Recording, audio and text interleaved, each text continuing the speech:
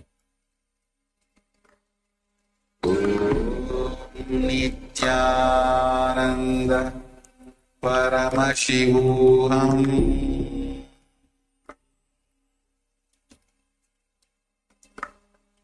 Om Nityananda Paramashivoham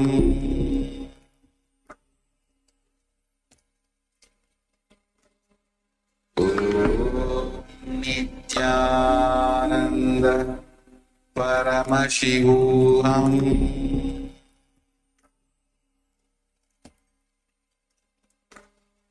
Om Nityananda Paramashivoham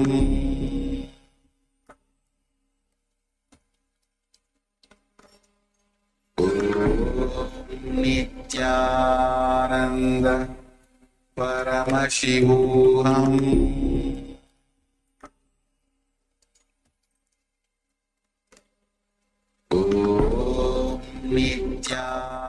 Nityananda Paramashivoham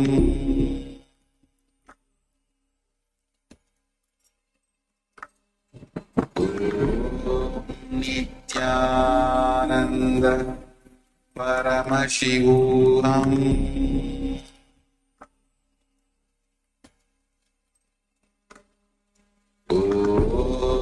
Nityananda Paramashivoham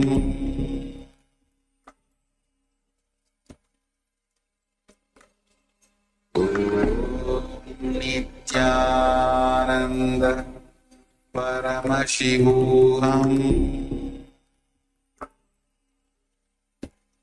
Paramashivoham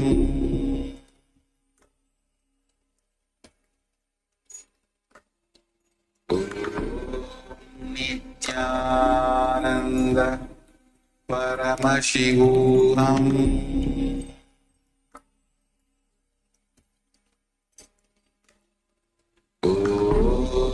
Nityananda Paramashivoham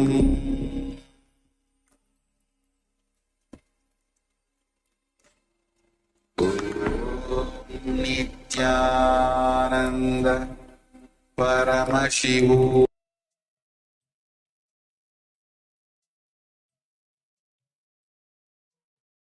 Yes, you can relax now. You can slowly open your eyes. And now let us take a second measurement of the weight of the object that we have reduced the weight of, and compared to the first weighing.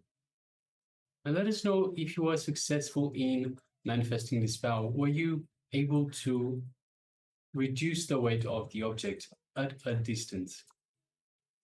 So just take a moment and share with us. And all the participants on YouTube, you can also start sharing your revelations and being a part of. So not just as you are following us on YouTube, you can start engaging with us during the power manifestation, during the sessions. Even if you are having some powerful cognition that is getting clicked with you, understand? Only when the powerful cognition gets clicked with you, it becomes a part of you. So do not hesitate to share. Yes.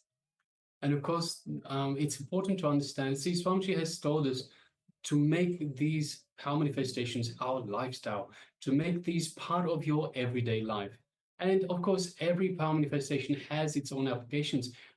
For example, just this power of reducing the weight of an object. How often have we gone through the airports and we find that our suitcase is too heavy? We can just reduce the weight of the suitcase as it goes onto the scale itself, so we don't have to pay that excess of for the weight. Or perhaps if we're coming home from the supermarket and we find, hey, this is really heavy, we can just make the weight of the vegetables that we have in our bags just that little bit less, such that we can carry it comfortably. So many different applications. Perhaps you can think of some more applications yourself. This is such a powerful power to manifest. It is so useful in our lives.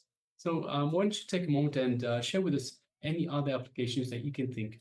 Meanwhile, we request all participants that have taken part in this power manifestation to let us know were they able to reduce the weight of the object at a distance. So take a moment and share. Yes, and make sure you understand that every power that Swamiji is revealing.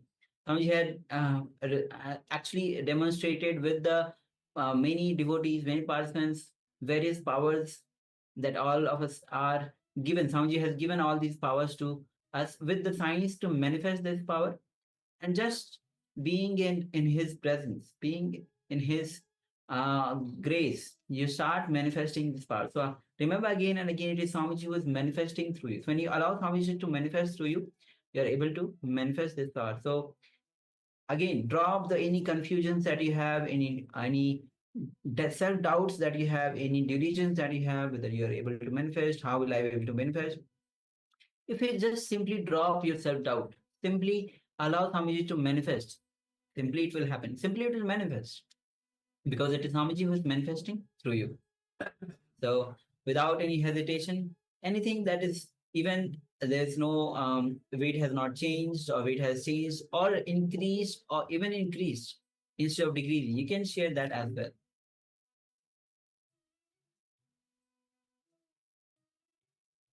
And meanwhile, we're also requesting participants that have their cameras switched off, please switch on your cameras. So in two-way, switch on your cameras and be available in the Zoom room itself. Be available in the camera frame, and of course, be available for the program itself.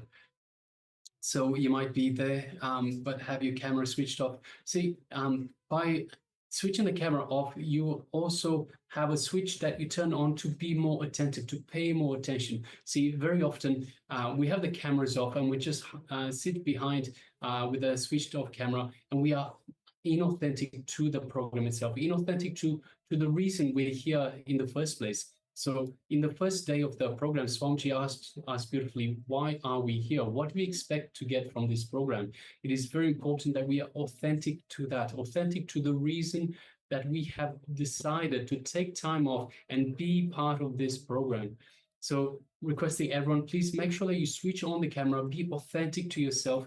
Don't hide behind a camera switched off, because you also hide from yourself. You also hide from the revelations that Swamiji is imparting on us, because you won't be paying the same attention. You won't be having the same patience, the same attention, the same awareness to the program, to the revelations that Swamiji is imparting. Of course, you're not taking part in the more often than not, you're not taking part in the power manifestations, you're not taking part in the internalization exercises, and it is your loss. It's so important that you take part in every aspect of this program. So please make sure that you do switch on your cameras and be available in the camera frame, and of course available for the program, available for yourself to get the best out of this program. Yes. So, all right. So if you are still sharing, please go ahead and share. Meanwhile, let's enter into the next revelation by Swamiji, and this is going to be on intensity. How intensity is the key to manifest anything that you wish to manifest. So understand that again, Swamiji has talking about the intensity. Intensity is in various revelations. Swamiji says that intensity is even greater than enlightenment. Intensity is enlightenment. When you are intense, you are living enlightenment. Living enlightenment. So understand that intensity is so much of, with intensity, you will not have any karma baggage. Because when you are intense, any emotions that you live, any actions that you perform will be completely fulfilled. It will not leave any residue in you. So being intense, again and again, bringing yourself in the space of being intense is a way to live enlightenment. So let's get ready to enter into this revelation by Swamiji. And make sure that you are having the pen and paper with you. And whatever you're doing in your life, be intense. Bring more awareness, When you are intense in even any actions that you perform, any emotions that you are going through, it will leave your system. It will not leave any residue, and what we call karma, that will be completely fulfilled. You'll be living that emotion, that desire, or any action completely. So let's enter into this revelation by some.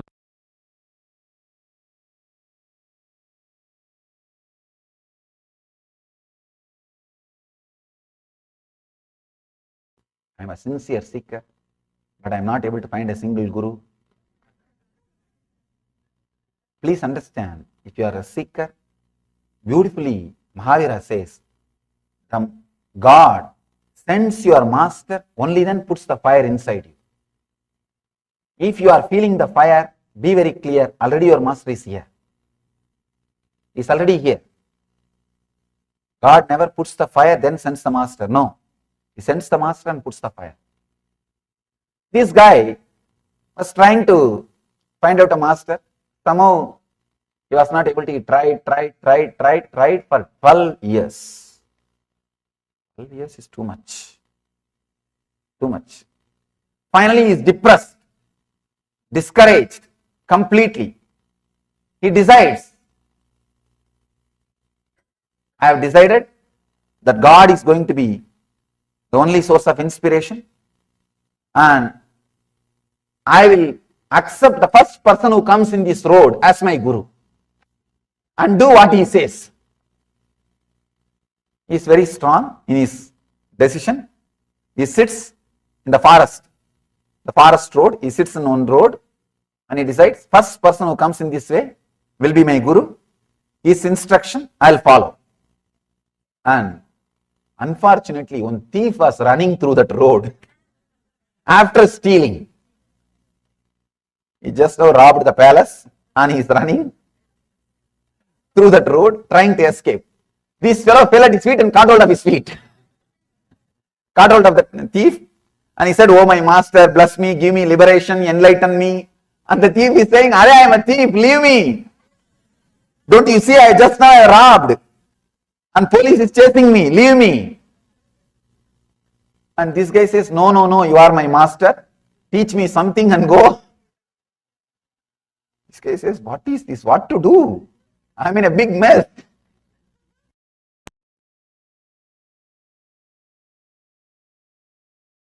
See, you say, I am your guru. This guy says, yes, you are my master. All right, then do what I say. Just sit and close your eyes. This fellow sits and closes his eyes. And the thief says, till I say open your eyes, don't open. And this fellow does, and the thief escapes. That's all. This fellow goes on sitting. His intensity is such. He just sits. He says, I have chosen somebody as master. What he said, I will do. His intensity. Story says, please understand. The story says, when Shiva saw the intensity, he appeared and blessed him with enlightenment. Please understand one thing, how the story ends or how the story goes, that is different. But I can say, intensity is independently intelligent. I can vouch for this story. Intelligence means which can guide you and lead you to ultimate. Intensity itself is independently intelligent to lead you to ultimate in spite of any techniques you practice, not because of any techniques you practice. In spite of any techniques you practice or don't practice. I am just liberating you from all different techniques. I am liberating you from all confusions related to techniques. It may be a little strong, but I tell you, this is the essence of all spiritual teachings. There's one more story, the power of intensity. This is not just a story, it is a history. It has happened. Very beautiful story. One guy was born and brought up in a so-called low caste. In India, those days they created community system for different purpose and it became a different purpose. See, any civilization will have some degradation. Anyhow, but the system itself was not created with any bad intention. But in course of time, any system in wrong hands, even if it is right system, when it is in wrong hands, it will be degraded. It will be disturbed. Sometimes the wrong hands take over the power and it gets disturbed. Somebody who is born and brought up in the low caste, he has become very intense seeker. And one beautiful thing with Indian tradition is, when you are seeker and achieve enlightenment, then caste has no way standing between you and the devotees. You see the 63 Nayanma Smutis or Saiva saints who are there in our temple. More than 80% are the so-called low caste. More than 80%. They are all respected and worshipped by all high caste people all over the world. So when it comes to intensity, once you prove you are intense, the caste, community, nothing stands. You are worshipped and respected. This guy, he starts his seeking and he wants to take initiation from certain teacher. He is not an enlightened master, from a certain teacher.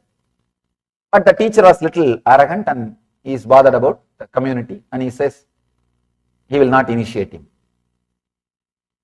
And this guy goes on thinking how to take initiation from him. The teacher lived in Varanasi.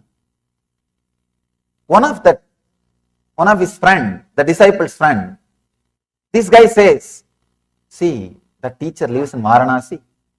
Early morning, he will come for the Ganga Snan, taking bath in Ganga. So usually, if he misses a step or falls, he will shout Ram Ram. So you do one thing, you go and lie down in the steps. The early morning, in the darkness, he may not be able to see you.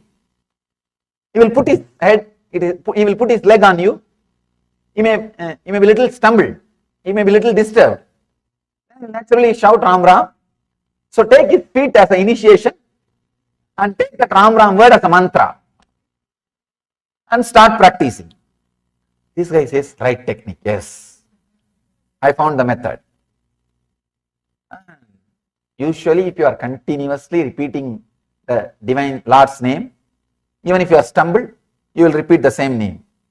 You will repeat the same word. Even if you are disturbed, you will repeat that same word only. That is what is expected. So this disciple also thought, yes, this guy is a highly religious guy, highly spiritual guy, and he must be always repeating God's name. So when he puts his feet on my head and little imbalanced, little shaken, he will naturally say Ram Ram or some divine name only, whatever he is repeating.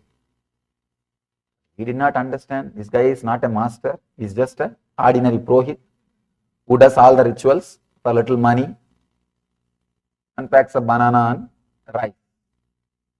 Anyhow, as per the plan, this seeker, this guy, he goes and lies down in the Ganga steps. He is called Ramadas. His name was Ramadas. He lies down in the steps of Ganga. As expected, the teacher, he comes for morning Ganga Snan. He comes with all the pamper, walking with his disciples. The moment he puts the feet, he got shaken, little disturbed. Instead of saying Rama Rama, this fellow got so angry and annoyed, he shouted buffalo. Because that is what was going on constantly in his system. You will express only what is going on in your system. But this Ramdas is so sincere, intense. He decides, this word is my mantra, that's all. This word is my mantra.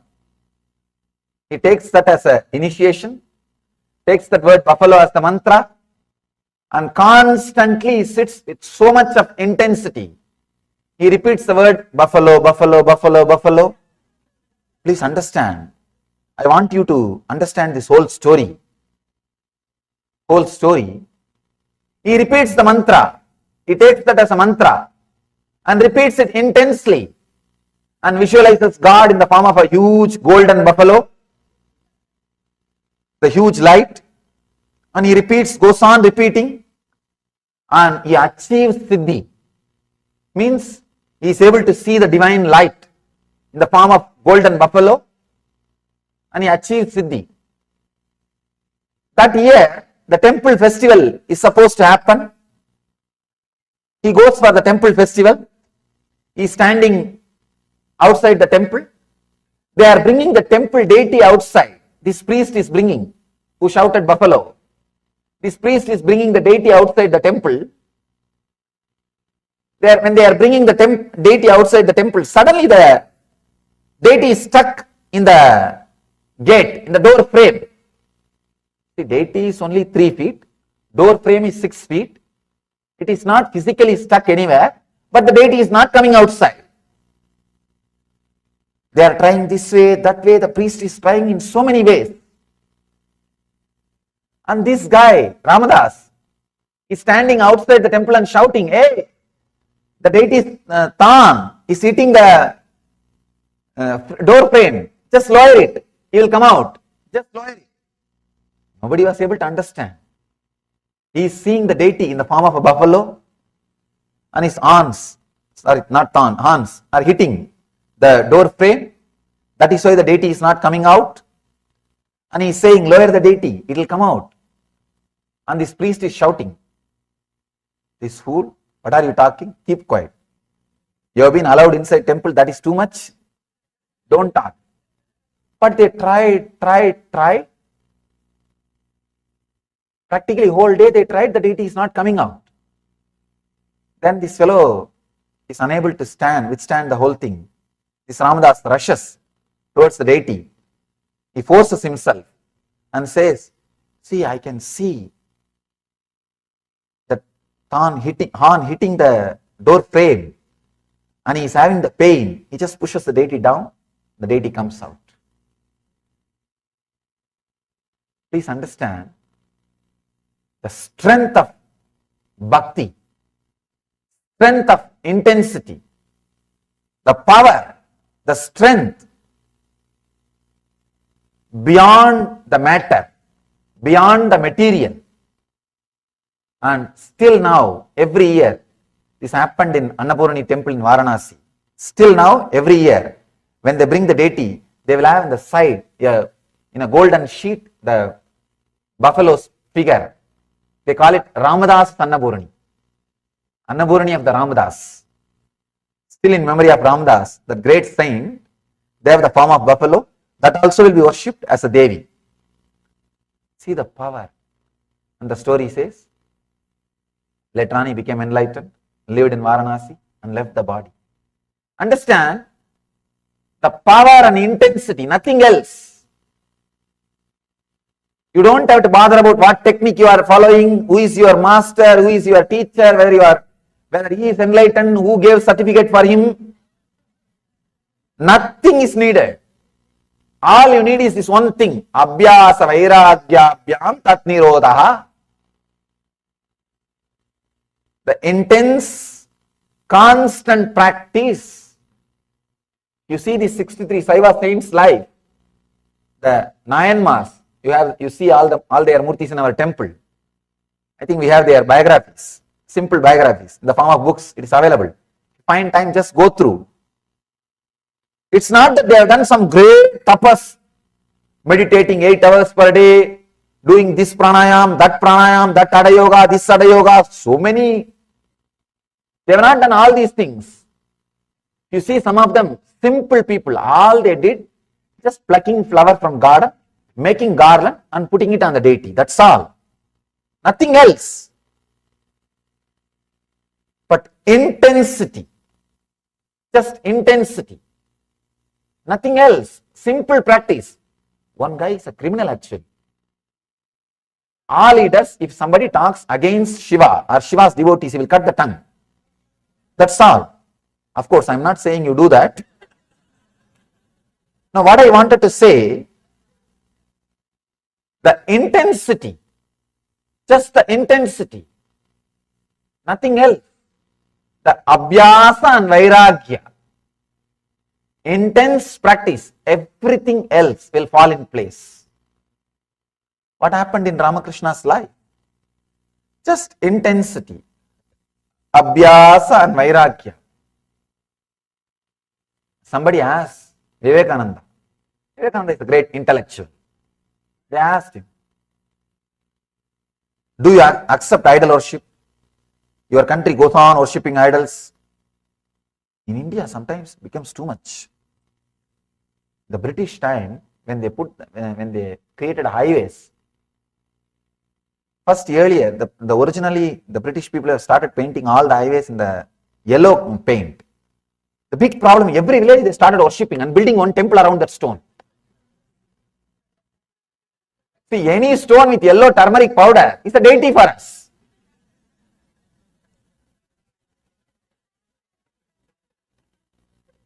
Now that's our lifestyle.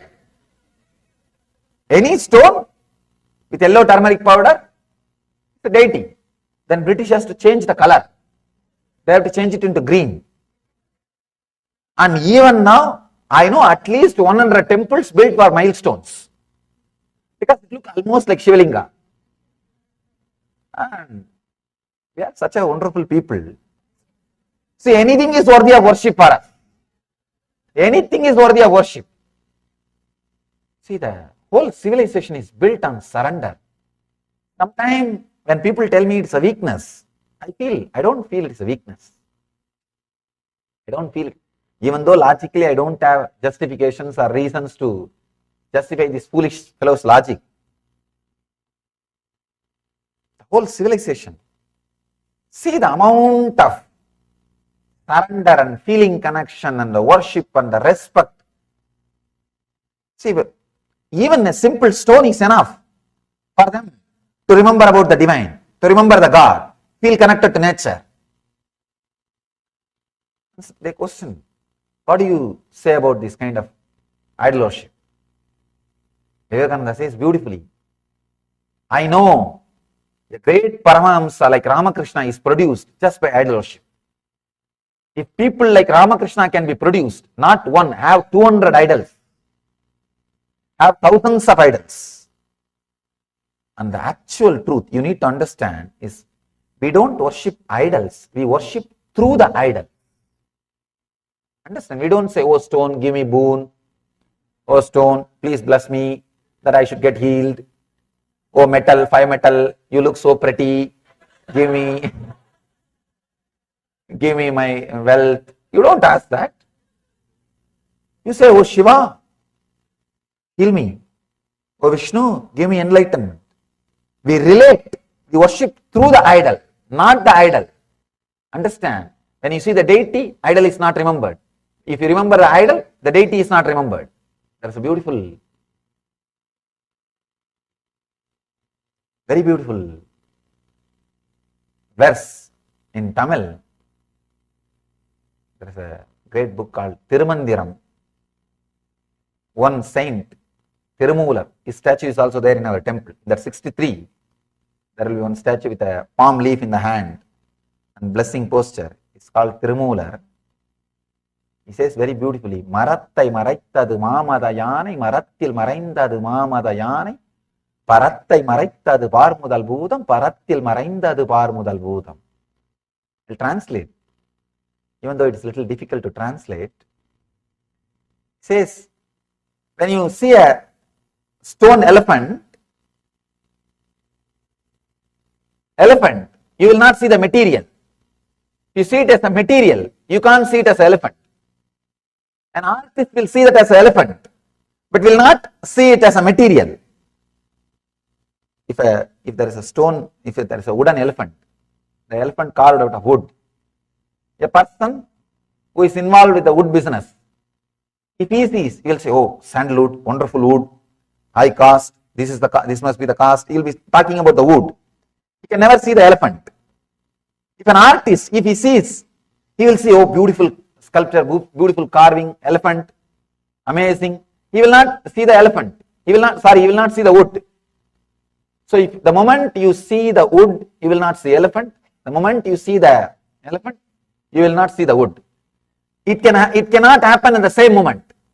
It can happen only in the next moments. Even if you see wood, elephant, wood, one moment you can see only as elephant. Only in the next moment you can see it as a wood. The next moment you can see it as an elephant. So he says, when you see it as an elephant, you will not see as a wood. When you see this as a wood, you will not see that as an elephant. Same way, when you see this as a God, you will not see it as a world. When you see this as a world, you will not see it as a God. மரத்தை மறைத்தது மாமத யானை, மரத்தில் மறைந்தது மாமத யானை.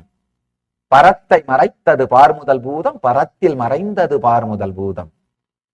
If you see this whole cosmos as a world, giving you fear and greed, you can't see this as a God. If you see this whole thing as a God, you can't see this as a world. There won't be any fear and greed. See, the whole thing happened in Ramakrishna's life. Just an ordinary deity, statue. He started seeing it as a God. He was never able to see it as a stone or a statue. And it might have started in a very raw level, but slowly, just because of his very intensity, the whole thing became alive and led him to ultimate enlightenment, removing all the obstacles, guiding itself. He says, when he goes and talks to the Devi, she says, just to teach you the Jivan Mukti, Nirvikalpa Samadhi, I brought him here, go and learn. Then he comes back and says, he is telling me to drop you. He is telling me to kill you, destroy you. She says, yes, do it. Please understand, anything, when you do it intensely, this is a big question. People come and ask me, if I worship a deity, if I connect with a form of a god, I will end up only in Savikalpa Samadhi. How will I achieve Nirvikalpa Samadhi? As if this fellow is going to achieve Nirvikalpa Samadhi tomorrow. There is so much of junk inside. And how many thousands of janmas it is going to take to get out of that junk? Nobody knows. And these guys brag about as if everything is dropped, only this deity is obstacle. Now that is a big problem. That's a big problem with these Vedantis or the intellectuals. In India, villages, I always tell this one example, Indian villages, they burn the dead body. They will use a big stick, big bamboo to burn the body. Once the whole body is burnt, they will throw that stick also in the same fire and that also will be burnt. Same way, use master's form or God's form to burn the attachment with all other forms.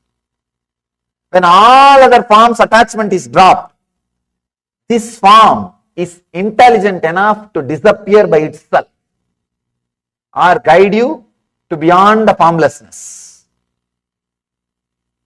The master's form or the God's form is intelligent enough to lead you to beyond all the forms and lead you to very form itself. So Kali says, yes, go beyond my form, cut the form. And I can say that is the moment of ultimate gratitude. Ultimate gratitude. He has liberated you from everything and liberates you from himself also. Liberates you from himself also. Then suddenly you will see his form will not be there anymore in your inner space, but you know he is there. He is there. He is there. Intensely present. Intensely present. As long as you feel connected with the form, sometime you will see he is present, sometime you will see he is absent. And you will struggle to feel connected, maintain that feeling connection continuously. You will struggle to feel the connection continuously. When you are able to feel connected to him beyond his form, you are liberated even from that form. You will see suddenly his presence is there intensely, continuously, and guiding you, radiating. Actually, the form and formlessness, this whole trouble can be solved with this one sutra. In one bookshop, there was one bookshop where the Brahma Sutra, Sankara Bhashya and Ramanuja Bhashya both were displayed. I can say these two books created a lot of good things and a lot of fight. One guy came and asked, one volunteer was standing, what's the difference between Shankara Bhashya and Ramanuja Bhashya? That volunteer said 45 rupees. Understand, that is the difference. That is the difference. With intensity, both can lead you to enlightenment. Without intensity, nothing can be done. With intensity, what you practice is not at all a problem. All you need is intensity. There's a beautiful story of a master called Sakya Nayanar. In that 63 Nayanmars, he is on Nayanmar. He was forced and converted into Buddhism in the young age. That time, South India, a lot of Buddhist monasteries were there. He was forced and converted as Buddhist. But somehow he strongly felt connected with Shiva. But he can't worship Shiva. What to do? He has kept on Shivalinga in the garden, the monastery. Every day morning he will come and throw a stone. Visualizing that stone as a flower, he will throw a stone. If somebody sees and asks, hey, what are you doing? He will say, no, I am only throwing a stone. We should not worship these deities. We should worship only Buddha. That's why I am throwing stone. And the story says, just by throwing stones, Shiva gave him darshan and gave him enlightenment. He became enlightened. Just intensity. What you do is secondary. How you do is the first thing. Intensity and constant practicing. I tell you, with intensity and constant practicing, you will be guided to the right master, right teaching, right technique, and right enlightenment experience. That's what has happened to Ramakrishna. He was sitting in one place, playing with the deity, and she took care. She saw that enlightened master comes to this place and teaches him and leads him to enlightenment.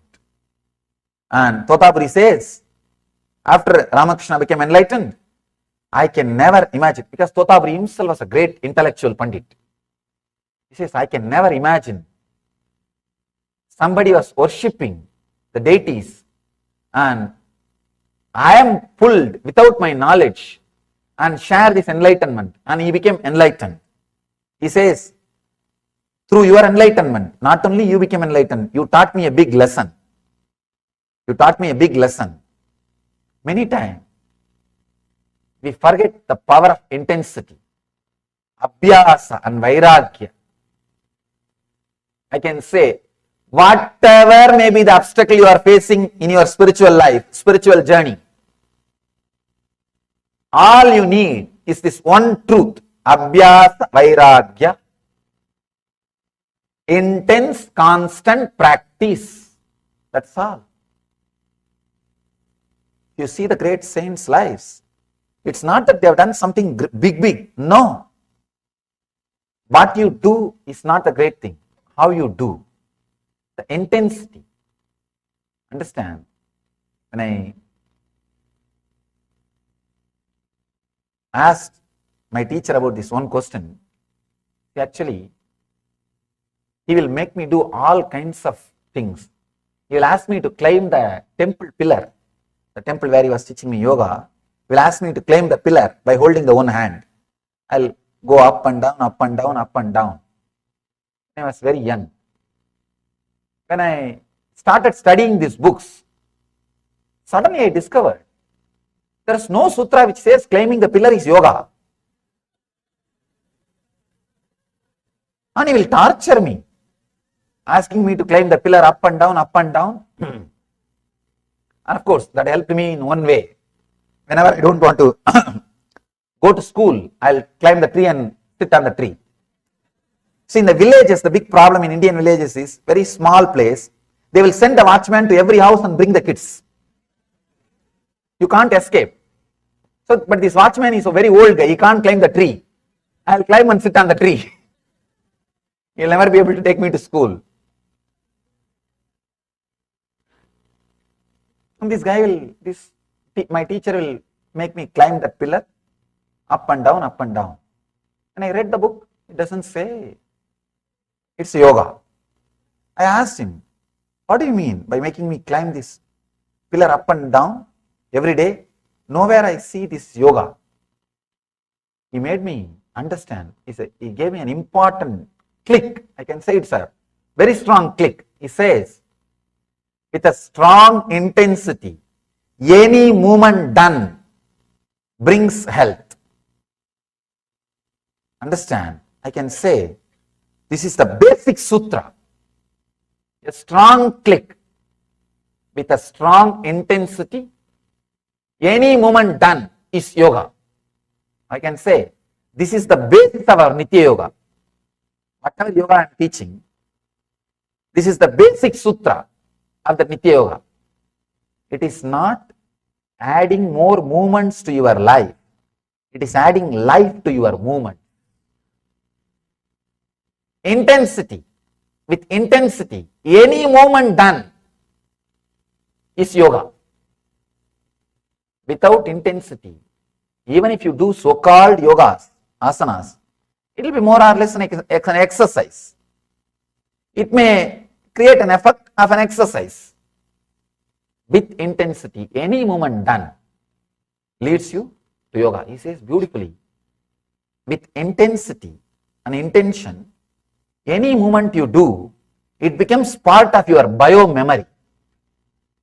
It becomes part of your prarabdha.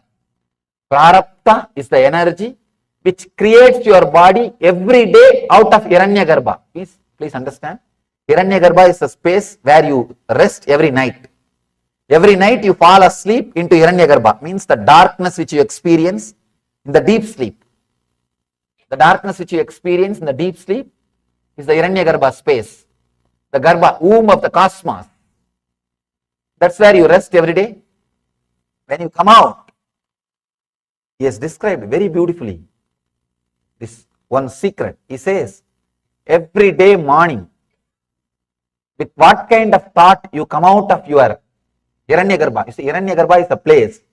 Almost all memories are available. If you want to become a football champion, whatever is needed, health, intelligence, will be available. If you want to become a cricket player, all the things are available. If you want to play golf and become a champion, everything is available. If you want to become a rich man, all those memories are available. Hiranyagarbha is the place, the cosmic archives. Actually all memories, all intelligence, everything is available in the cosmic archive, in the Hiranyagarbha. When you take your body, which thought inspires you to take your body, that kind of engraved memories, karma, you bring out of Hiranyagarbha.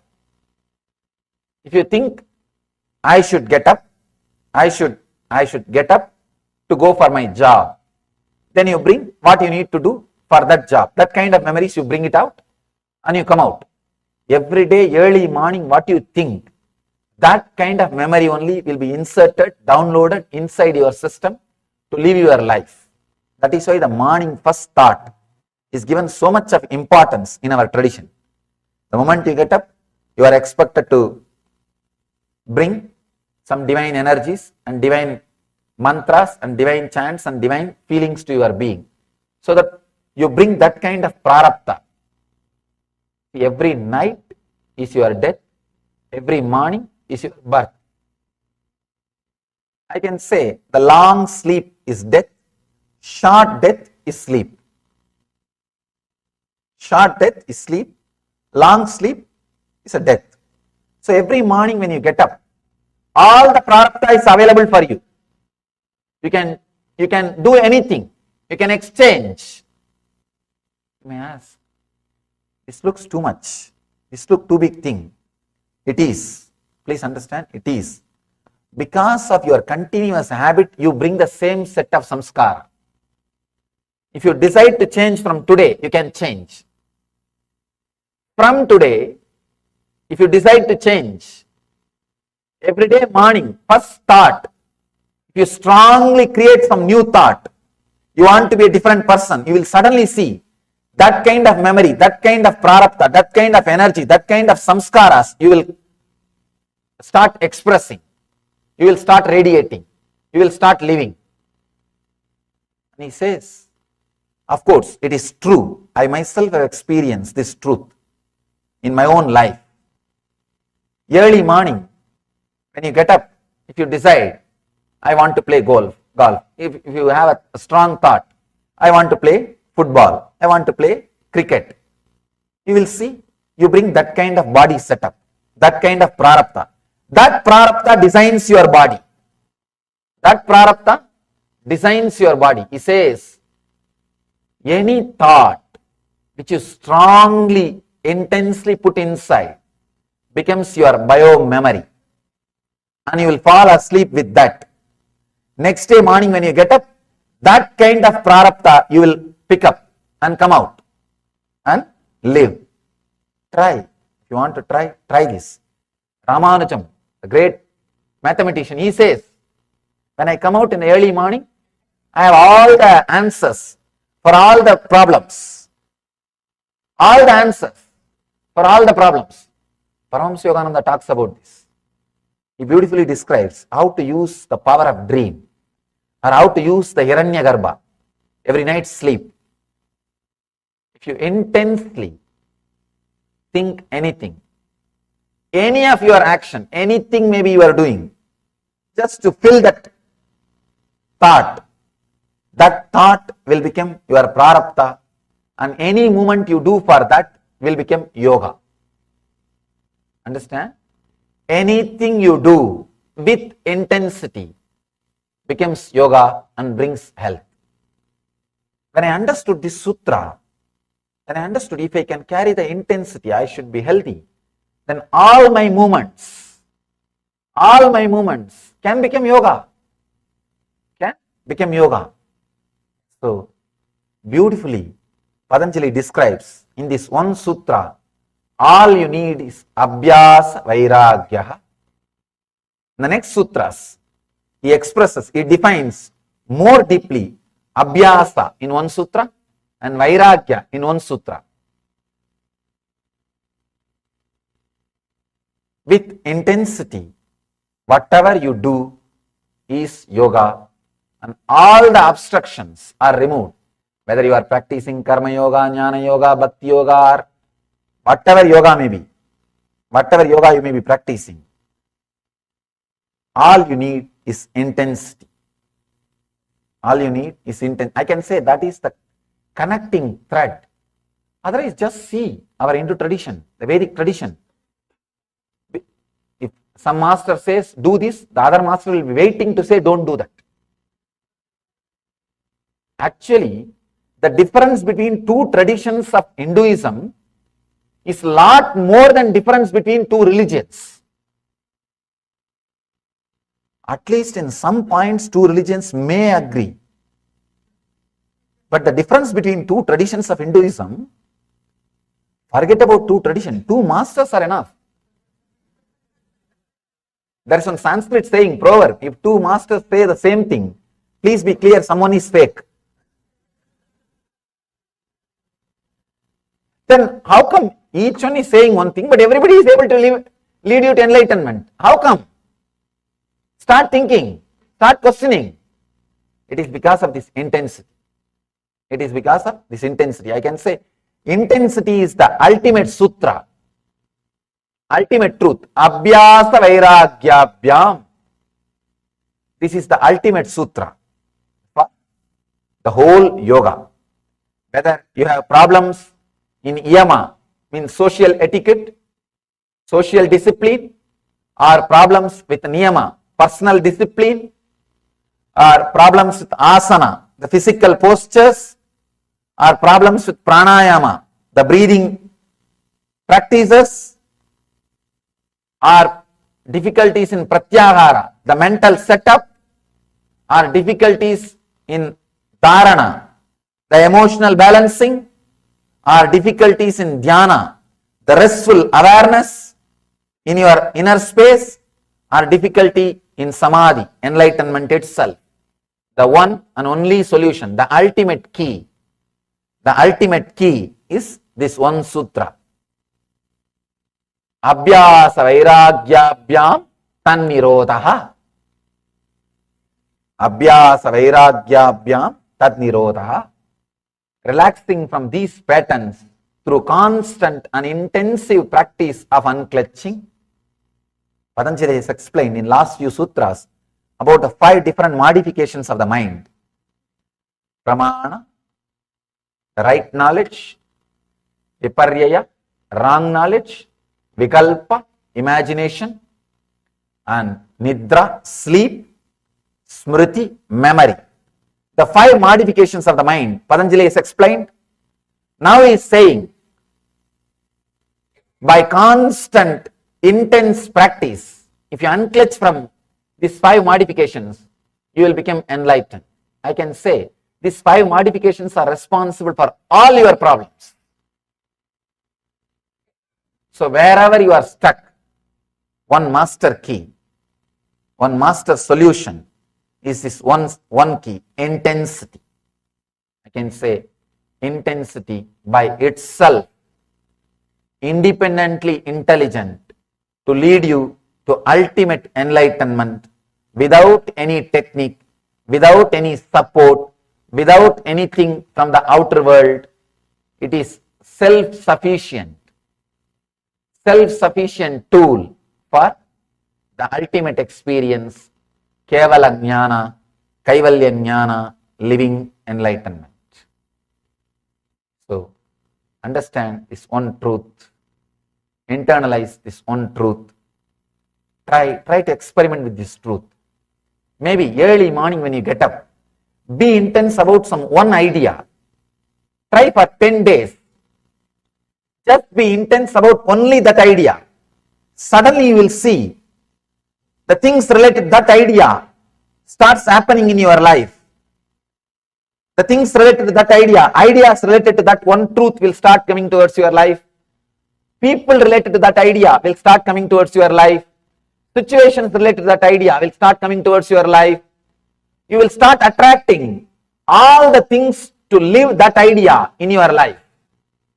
Material, situation, body strength, body structure, even your body structure will change according to that idea, as per that idea. Experiment with this truth.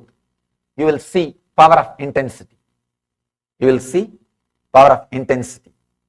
Any one idea, pick up and intensely internalize that idea by constant remembering. When you fall asleep, be filled with that idea and fall asleep. When you wake up early morning, be filled with that idea and wake up. You will see in 10 days, your mind gets tuned to that idea, your thinking gets tuned to that idea, you attract that kind of situations, people, everything around you. You can see in your life. Only if you are hungry, McDonald's, you will see the McDonald's tower. No, really. Only if you start seeking, suddenly you will see your house is filled with yoga journals, yoga videos. You go through this kind of websites, all these things starts happening. It feels like a new world has opened. When you feel connected, suddenly the whole thing becomes new. Your body itself, not only mind, even your body will be in tune for that one idea, for that new idea. So, internalize this one truth. Abhyasa vairagyabhyam tat nirodha. Relaxing from these patterns through constant and intensive practice of unclutching. Intensive practice of unclutching. So, internalize this one truth. The intensity, again and again and again standing up. In the Abhyasa, next sutra, beautifully Patanjali explains. He goes a step further, explaining about Abhyasa, explaining about what is Abhyasa. He gives a deeper description on Abhyasa. Just this one idea we will internalize today. I don't want to add more ideas. If I add more ideas, sometimes we miss the essence. We miss the essence. No, really, I've seen. That's the reason I always work with one idea. One idea again and again and again and again it should be told, so that it is completely filling your being and you are internalizing this whole truth. Otherwise, we miss the truth. We are waiting to miss the truth. That is a big problem. Sometimes we miss the truth if too many things are added. So I leave you with this one truth. Intensity is independently intelligent to lead you to ultimate enlightenment without any aid, help of technique or practice or anything from the outer world. Anything from the outer world.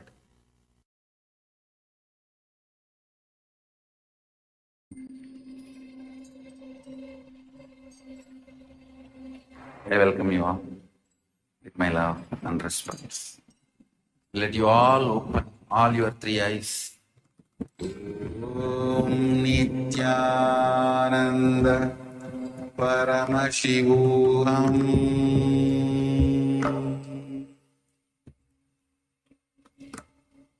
Om Nityananda Paramashivoham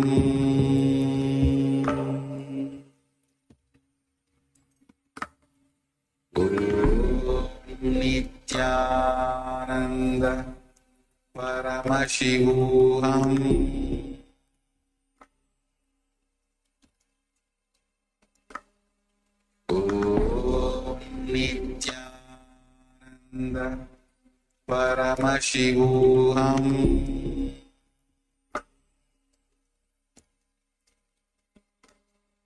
Om Nityananda Paramashivoham Om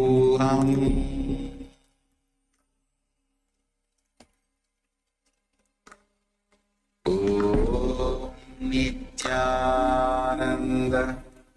Paramashivoham Om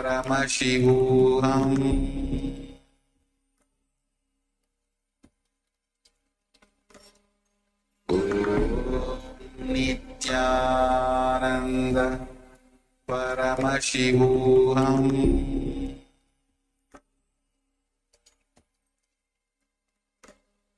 Om Nityananda Paramashivoham Om Nityananda Paramashivoham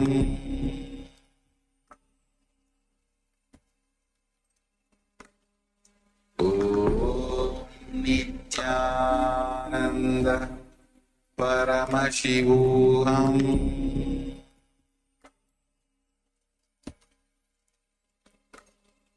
Om Nityananda Paramashivoham. Yes, thank all of you. So Swami says again and again that intensity, any movement done with intensity is yoga. And he shares his example of how when Yogi Yoganand Puri used to tell him to climb the temple pillars, and he was searching on the yoga book like where is the reference for like which pillar climbing prayer is actually yoga, but there's no reference for it. So then he realized any movement done with intensity is yoga. Yes, and also Swamiji beautifully tells us that any problems that you have, the answer is intensity. So whether you have relationships problem, intensity. Whether you have health problems, intensity. Whether you have wealth problems, intensity is the answer. And of course, Swamiji also beautifully told us that the different, see, there's all these different sampradayas, all these different traditions in Hinduism. They never agree on anything. So then how can all of these different sampradayas, all these different traditions actually have people that are enlightened, result in enlightened people, if they're all teaching completely different things? The answer is, of course, intensity. So intensity is very important. Anything that you do it with intensity, and it can lead you to enlightenment. It's a very important point. So let me say it again. Everything that you do it with intensity. It's the only thing that matters. Not what you do, but how you do it with intensity. Anything you do with intensity will lead you to enlightenment. Yes. So with this, let's enter into the intransition on consciousness can alter DNA. To radiate DNA, understand that by training your mind, you can transform your DNA.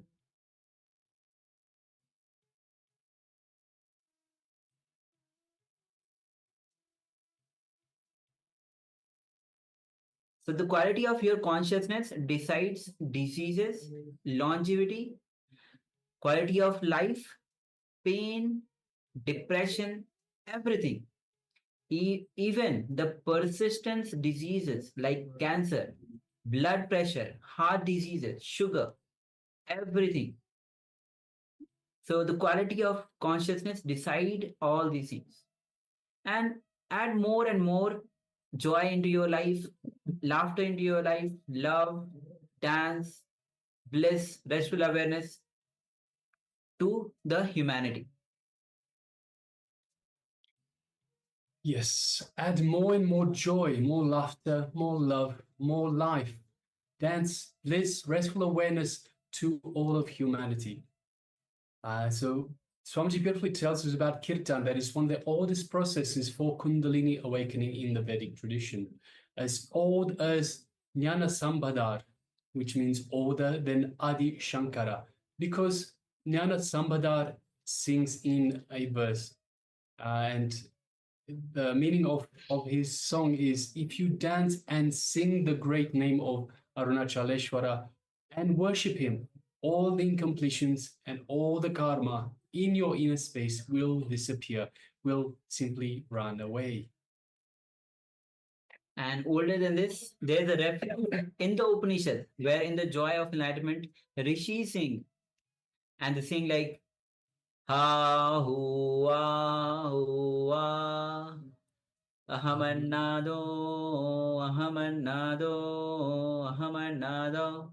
This is from Tatwa Upanishad, chapter 3, Brigo Avali, section 10.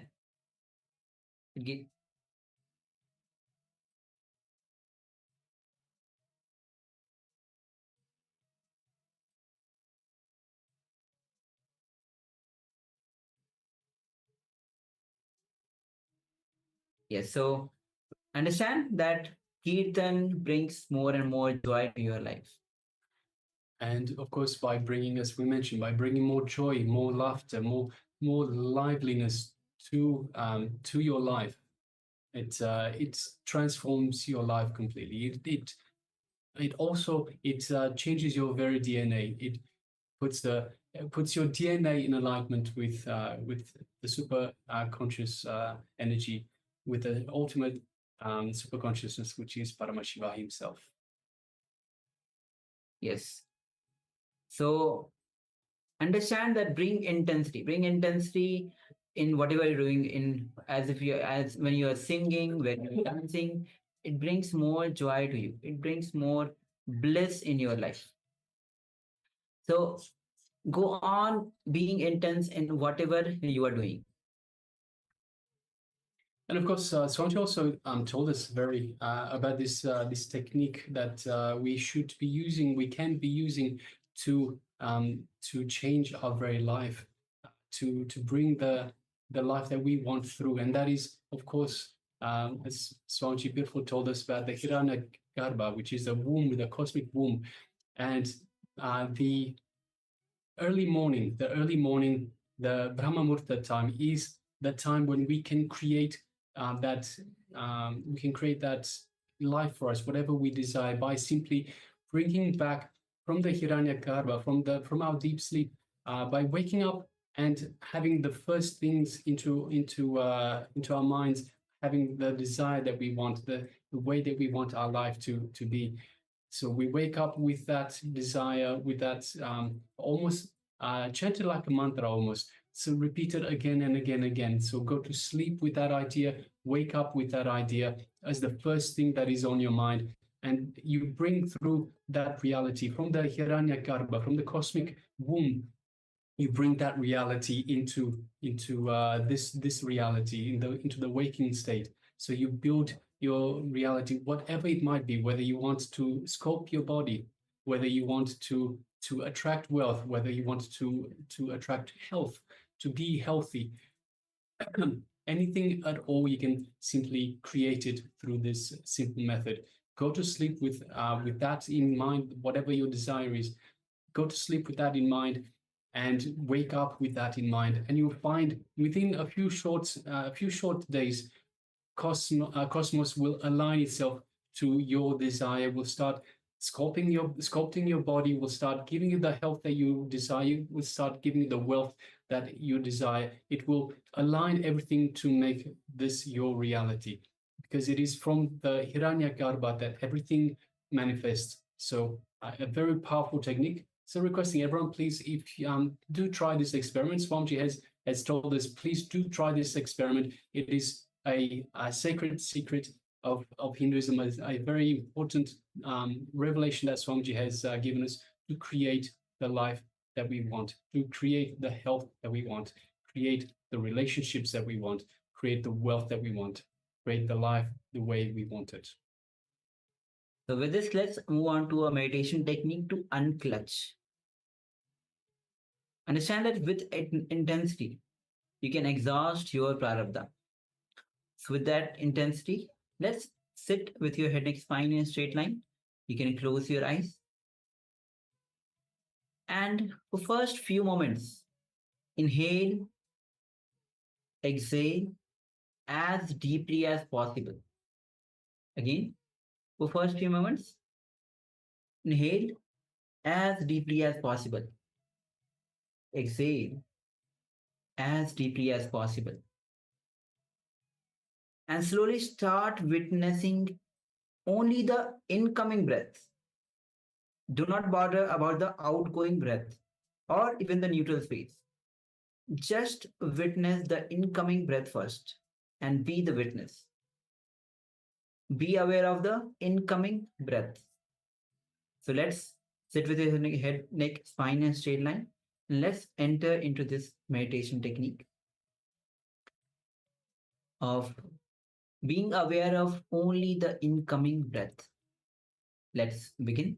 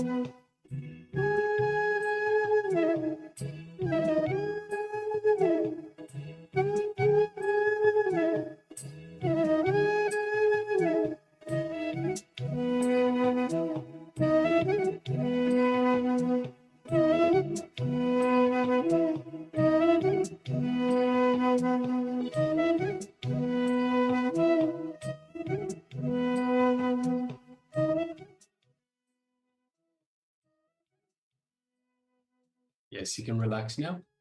So that was a meditation technique to unclutch just by concentrating on the incoming breath. So we ignore the outgoing breath, just being aware of the incoming breath. So we unclutch from anything else, just having the awareness on the incoming breath. All right, so that should put us in a nice relaxed mood, in a nice unclutched space. So with that is a perfect space that we can move on to the power manifestation, the next segment, the power manifestation, which once again, today we have the power of Lagima and Garima by increasing and reducing the weight of an object. So in previous rounds, we decrease the weight of an object that is on our palm, and then we decrease the weight of an object at a distance.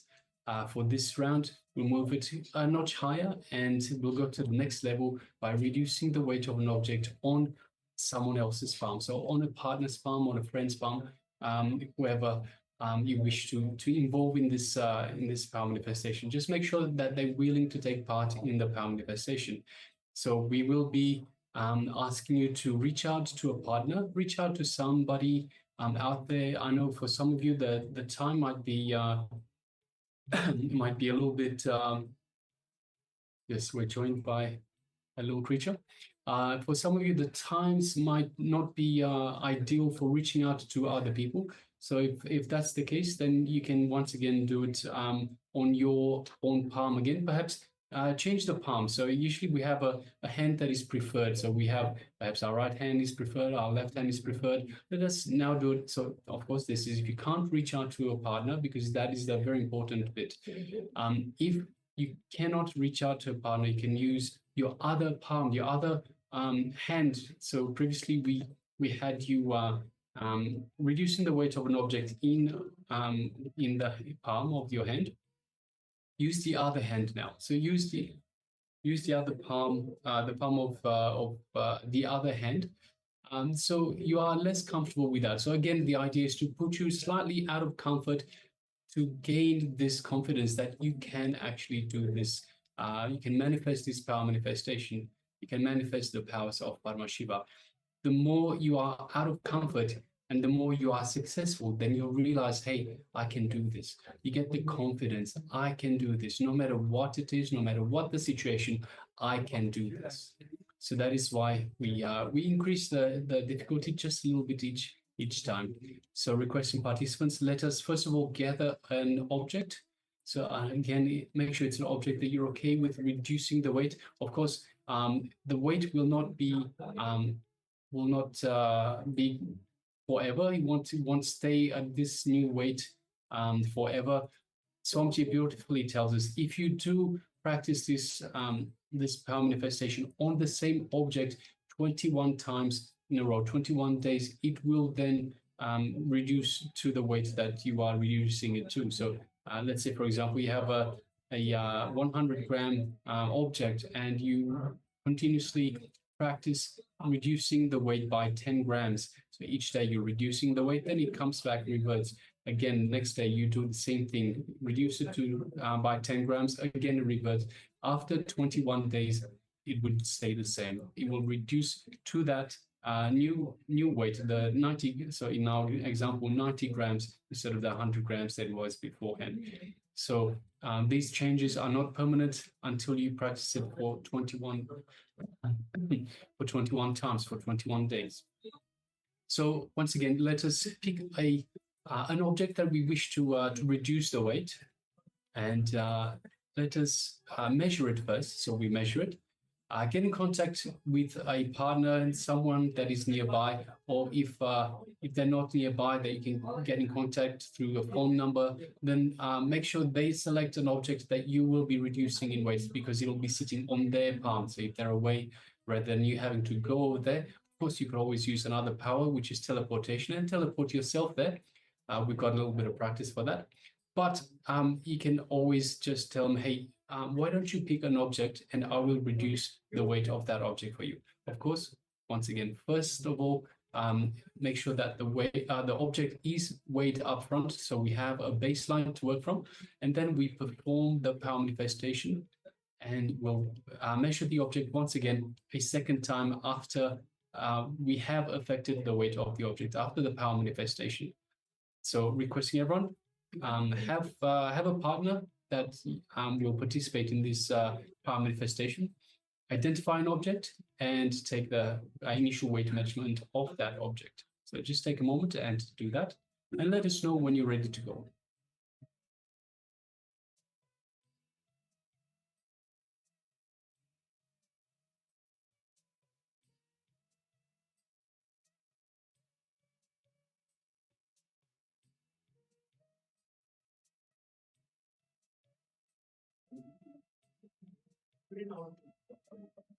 Yes, meanwhile, also requesting participants. There are a number of participants in the Zoom room on two-way that are having the camera switched off.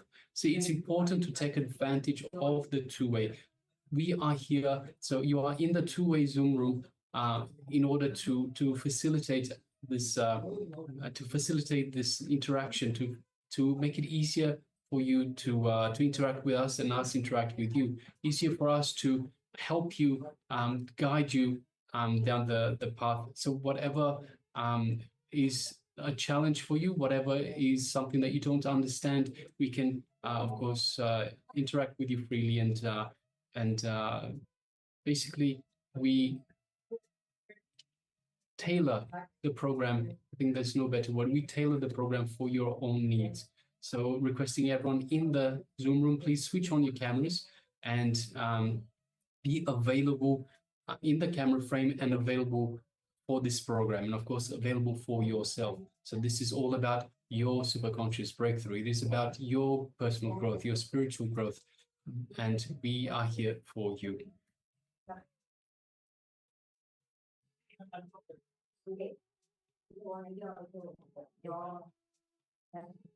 All right. So sit with your head next spine in a straight line.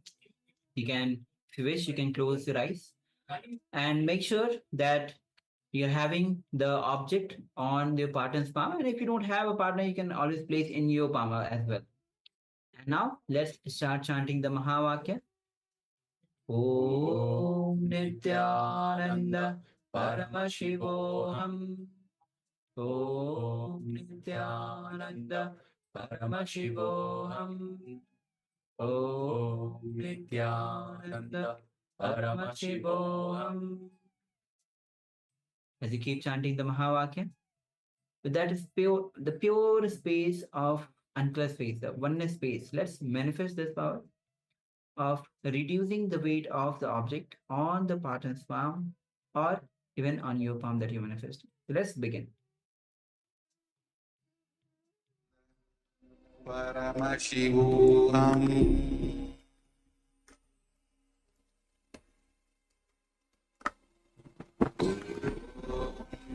Nityananda Paramashivoham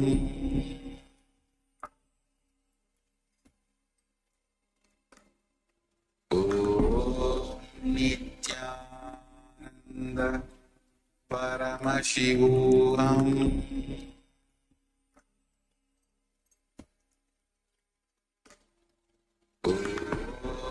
Nityananda Paramashivoham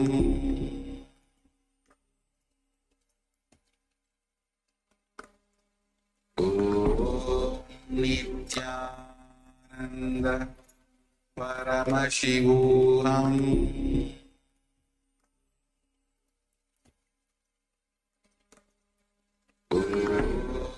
Nityananda Paramashivoham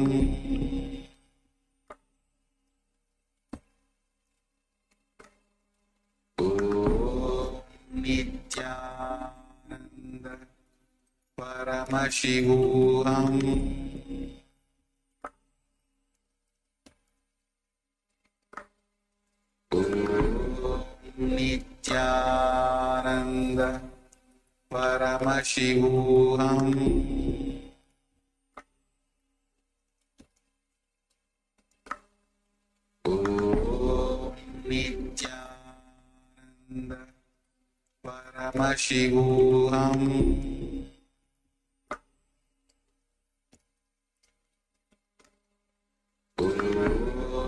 Nityananda Paramashivoham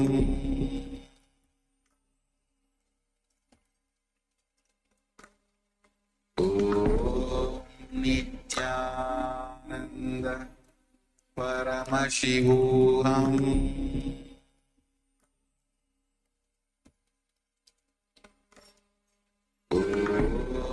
Nityananda Paramashivoham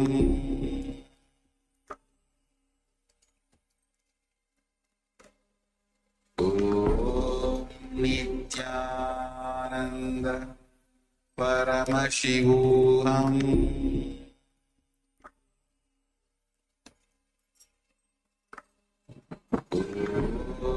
Nityananda Paramashivoham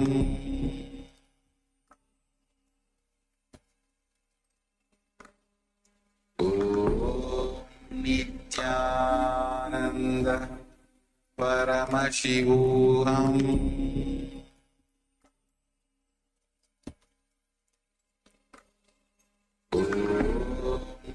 Nityananda Paramashivoham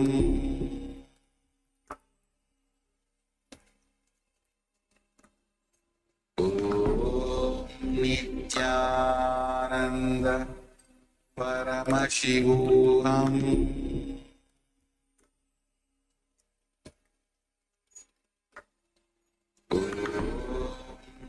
Nityananda Paramashivoham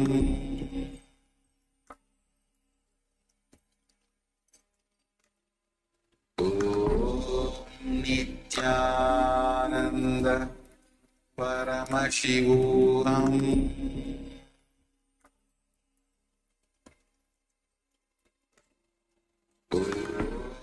Nityananda Paramashivoham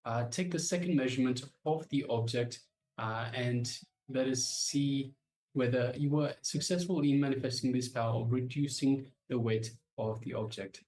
So please take a moment and share with us. Meanwhile, also requesting Ma Kaylee1, Ma Joy Zhang, Ma Shu Wei Ping, Ma Han Zhou, and Ma He Anki, requesting please switch on your cameras and be available in the camera frame itself. Be available for the program. So requesting everyone please switch on your camera and let us be available in the camera itself.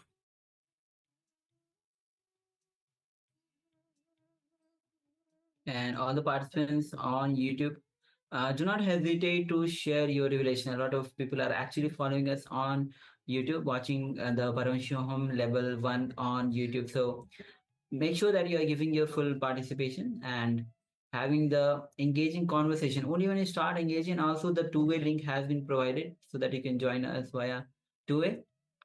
Understand this is the direct way you can get connected to the to KAILASA. And even we have the upcoming Jayanti on 3rd Jayanti, which is coming up. We have sannyas initiation through two-way.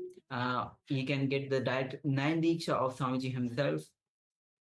So if you are interested in taking this jump into the lifestyle of sannyas, this is a great opportunity on Jayanti, the most auspicious occasion, because it's the Jayanti of Swamiji, the birthday of Swamiji himself. So let us know if you are interested. We'll be giving you the further details.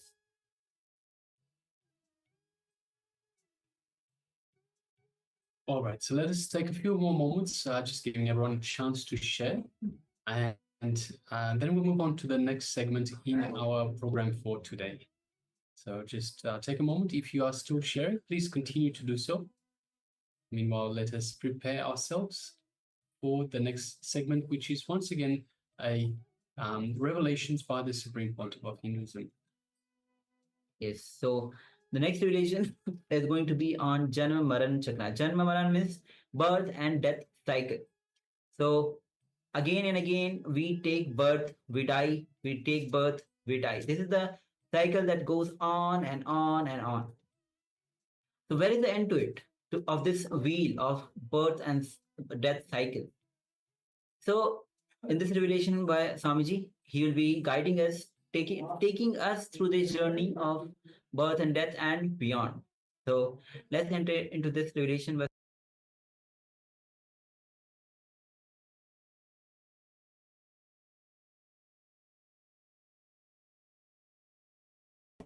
Usually, our actions can be categorized in two categories, pravritti and nivritti. Pravritti means doing the action without the spirit behind it. Without the spirit, just doing the action. Nivritti means having the spirit. When you have the spirit, whether you do it or not, that very spirit will guide you. When you don't have the spirit and just do the action, the whole thing will be reduced to ritual. It will not be spiritual. It will not be spiritual. I always tell people, don't do, at least with me, don't do this Pada Puja and Pada Namaskar, all these things as a ritual. The big problem is, without understanding, they will fall. And tomorrow, without understanding, they will blame. Both the way, these guys will be superficial. That is what we do with everybody. Before we fall, we don't inquire. We are not clear to whom with whom we are associating ourselves. Are we really doing right thing? We don't inquire. And once you get some idea through somebody, some rumor, again you don't inquire. Straight away start talking. Both the way we are superficial. Superficial people never be benefited by the spiritual knowledge or the spiritual science. And here, Krishna gives these dhyana slokas to program the mind to program the being to take you beyond the social conditioning. To take you beyond the social conditioning. Whatever you think as you is nothing but pure social conditioning, including your language, your life, and everything. Man was gone beyond the social conditioning. Small one-liner, beautiful one-liner. One Sufi mystic, he goes to a king and begs. He says, "Oh king, please give me 1 square meal." Mystics are always supposed to live by begging. So he goes and begs, "Please give me 1 food, 1 meal." Bhagavad Vikshan, he just asks 1 meal. The king shouts, "How dare you come here and beg? Nobody knows you here. Get out." The mystic laughs and says, "True. Here nobody knows me, but I know myself. With your case, everybody knows you, but you don't know yourself. In my case, nobody knows me, but I know myself. In your case, everybody knows you, but you don't know yourself." Be very clear. Only when you don't know yourself, you are bothered about all the dishonor or the honor. And let you be established in your inner space beyond the conditionings. When you cross all these 3 layers, sattva, rajas, tamas, and go beyond the causal body, you enter into the space where you are free from all the conditionings. Mamai vamso jivaloke jivabhuta sanatanaha manashashtan indriyani prakritistani garshadi. It's the same sloka. He says, people struggle with 6 senses. Shashtan indriyani, including mind. He says, you have 6 senses. 5 senses are this. The mind is the 6th sense. One thing important thing you should understand. According to me, mind is the only sense which needs to be controlled. All other 5 senses are just servants. Mind is the owner. Mind is the thing which jumps. And if the mind can be handled, then everything can be handled. Sariram yadavapnodi yachapyutkramadishvaraha grihid vaidani sanyadi vayur gandhani vashaya. The living entity in the material world carries these different conceptions of life from one body to another. As the air carries aromas, thus it takes one kind of body again, goods to take another. He says about again the samsara, the birth and death. Birth and death. Just how the air carries the smell, the consciousness carries your samskaras, the causal level samskaras, the mental print, and goes from body to body. Somebody asked me, Swamiji, will all the sins come with us? Please be very clear. Your sin or merit will not come with you, but the mental setup will come with you.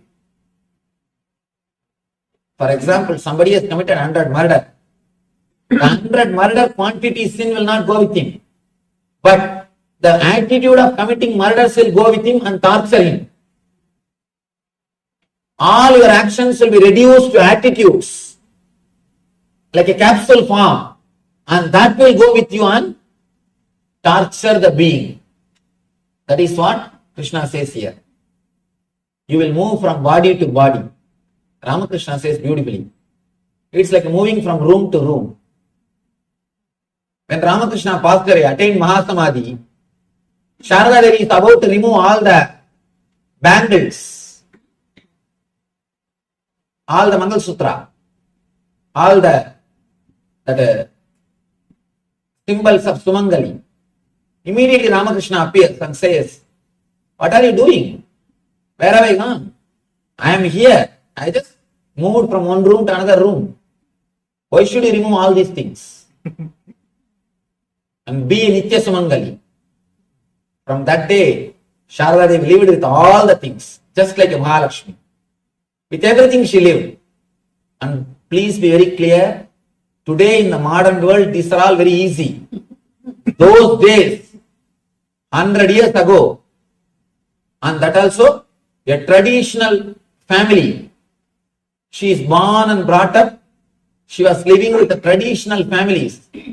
But she did it. Courageous women. I always tell people, you should not remove just because the husband died. What is the need? There is no need. Either don't wear from the beginning. If you wear always. That's all. There are people who don't wear from the beginning. Nothing can be done. And if you wear all the time. Nobody can reduce the joy in your life. Nobody has got the right to take things away from your life. It is not that you started living only after his birth. It's not that you started living only after he came into your life. Then why should you die? There is no need. Two different individual souls are traveling together. As long as we are together, let us help each other. And when we have to depart, when the life takes us away, when the death departs us, makes us separate, let us accept the truth and live our life. I always tell, male should wear Mangal Sutra. These guys go around. Male only, they only go around. Even if you see the percentage wise, statistics wise, only these people go around. Why should women wear Mangal Sutra? Male should wear Mangal Sutra. Because only they need some control. Anyhow, nothing should be. There is no need for you to renounce anything. As long as you live together, live happily and blissfully. And when somebody dies, naturally allow the being to carry on in their life. And same way, you can't give another one example like Ramakrishna and Sharada Devi. How intimate they were. What beautiful life they lived. Throughout the life, they never had any physical contact. But the love and care which Ramakrishna showered on Sharada Devi, or Sharada Devi showered on Ramakrishna, you cannot imagine. You cannot imagine that such a wonderful couple existed on the planet Earth. Ramakrishna will never touch the money. He is a Paramahamsa. He will never handle the money. And he will not even wear the clothes properly. That's a big problem. And they say that only at the time of photographs he wore the proper clothing. In his whole life, some 3-4 times. He will not even wear clothes properly. He will never touch money. But he will always collect the salary from the temple properly and make jewelries for Sharada Devi. Whatever money comes, the temple salary, he was a priest in temple. Rani Rashmani's Kali temple. He was a priest. So the temple will give salary for him. He will take that salary and tell somebody to make jewelries for Sharada Devi. Such a great people, such a wonderful love and care existed. And she also, even after Ramakrishna's death, she never felt Ramakrishna died. Always she will carry the Ramakrishna's photo and she will take care of him. You can't believe somebody sitting and talking with a photograph. Today means they would have taken her for some psychiatric treatment. Because modern day can't understand that this can exist, this is possible. She was so deeply in love with Ramakrishna, so deeply connected, so deeply felt his presence. Even after Ramakrishna left the body, she lived with Ramakrishna. In Tamil, there is a beautiful verse. The woman who worships the husband, who will not worship any other god except husband, when she says rain will shower. Of course, here the word worship means deeply feeling connected. Let me repeat the verse in Tamil. Deivam tozhuvaal, Deivam tozhal, Pulnan tozhuzhezhuvaal, Peyyana peyyum malai. The person who is deeply connected to the husband, who is not bothered about any other god, when she says rain will shower, and she says yes, the rain will simply shower. Means the whole nature will be under her control. When you are deeply connected, you will feel the other as God. Not only husband, wife also. The both sides. When you feel deeply connected, you will see the other person as God.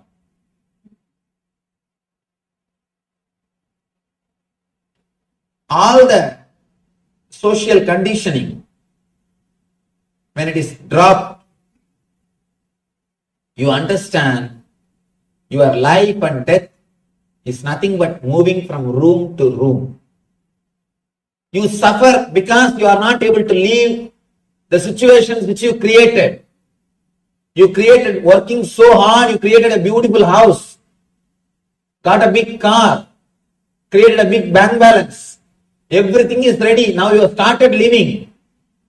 Suddenly Yama appears and calls you, "Hi, enough now? Come, it is time for you to come." The only problem is, whatever you created, that is being taken away from you. That is the problem. That is why you are afraid. When you are out of the social conditionings, you are not afraid of death. You know it is just moving from one body, one room to another room. Strotram chakshus parshananja rasanam granamevacha adhishtaya manaschayam vishayan upasevate. The living entity, thus taking another grass body, obtains a certain type of ear, eye, tongue, nose and sense of touch, which are grouped about the mind. He thus enjoys a particular set of sense objects. One more important secret he reveals here, Krishna reveals. Based on your engraved memories in causal body, based on your engrams in causal body, you will create new senses. Understand? You will create your eyes, ear, tongue, nose and sense of touch, body, based on the engram which you have in the causal body. If your mind changes, your body also will change. That is why in Samudrika Lakshana, there is a science called Samudrika Lakshana in India. Just by seeing your body structure, they will tell everything about your mind. Because they know the secrets. How your mind changes the body. How your mind can change your whole body. Here Krishna says, living entity creates your strotram, chakshus, sparshanam, rasanam, granamevacha. All the five senses are created by your mind. Please understand, not only every time you take birth, every day when you wake up from bed, your senses are recreated. If you can change your thoughts, I can assure within 6 months your face will change. Many people come and tell me, Swamiji, after I started meditating, in 2 months my face has changed. My whole body has changed. It has got a different grace now. Please understand, when you change your mind, really your body changes. You will have different grace in your being. Beauty comes by makeup. Grace comes by meditation. Beauty comes by medication. Grace comes by meditation. Beauty is different and grace is different. Grace is something which makes the other person pleasant, which makes him feel at home. Beauty is something like which tempts him, which makes him feel excited. Beauty creates rajas in other person. Grace creates sattva in other person. That's a beautiful example. In Tamil version of Ramayana, they say, when Sita entered the court of Janagaraja, all the kings and rishis, including Vasishta, stood up automatically. When Sita entered, see, Sita is goddess Devi today. We all worship her. But when she lived, she is after all a princess. There is no need for Vasishta to stand up. She is supposed to come and touch the feet of Vasishta, because Vasishta is the great rishi. But just because of her grace, not because of beauty. Beauty will not create respect in other person. Beauty will create only temptation in other person. Grace only can create respect in other person. She is so graceful. She is radiating grace. The moment she walked in, including Vasishta, everybody stood up and respected her. The being, inner being, the mind creates the body. Mind creates the body. I wanted to tell you an important thing. In Zen Buddhism, they say, when you walk, if grass does not die, if you don't create path on the lawn, you are qualified for sannyas. No, really. They live in small cottages, Zen monks. In front of whose cottage there is no pathway. In front of whose cottage the pathway is not created. He is considered to be spiritually evolved soul. They say, your feet should be, your walking should be so graceful, grass should not die. You should not kill the plants. I thought, how can it be possible? Just by the very weight, the grass will die. I was thinking, analyzing, till I went to one forest in Tamil Nadu. I went to a forest where they take you on the elephant safari. They will make you sit on the elephant and take you around. I went for that safari. They took me around, they made me sit on that elephant, and then the man who takes care of the elephant, Mahut, we call him Mahut. What do you say in English? All right, understand the word, same word, Mahut, that's all. This Mahut guy is walking. He is taking us for safari. We went round and suddenly it became dark. Of course, it became evening and dark. I asked him, now how will you go back? And this guy is neither having torch, nothing, or any flashlight. How will you go back? He said, no, Swamiji, I know the route because every day I walk, my path will be there. I have created a path by walking every day. I know how to go back. And I asked him, elephant doesn't create path. He said, no. Understand, elephant also walks with him. Both of them walk in the same path. Man creates path, elephant is not creating path. When elephant walks, grass is not dying. Plants are not dying. Then usually all the intellectual mind, next step it will go, no, elephant has got 4 legs. So the weight is distributed. Man has got only 2 feet. Too much of weight is concentrated. Then I started calculating. What is the square feet? 4 feet. What is the space which is touching the ground? And the weight of the elephant. And man's space, how much of space he is touching the ground? And man's weight. After calculating, I understood 4 times more weight, more load is put by elephant on the ground. But elephant is not making the path, man is making. Then, apart from the weight, apart from the pressure, something else is there. That is why Zen monks, they say, when you walk, you radiate your some engrams. You radiate your samskaras. If you carry the negative engrams, because man as such always carries violence. You can see, even when you walk casually near a garden, just pluck one leaf. You will pluck one leaf. And you will be slowly making it bit by bit, piece by piece. When you are standing, somebody walks, you should just pinch you and go. If he just cuts one finger and takes away and goes, how you will feel? You are doing the same thing. You are doing the same thing, but we are so insensitive. We are so insensitive, we don't understand what we are doing. And not only that, continuously carrying negative engram, weight. If you are feeling heavy near your stomach, always be very clear, you are carrying negativity in you.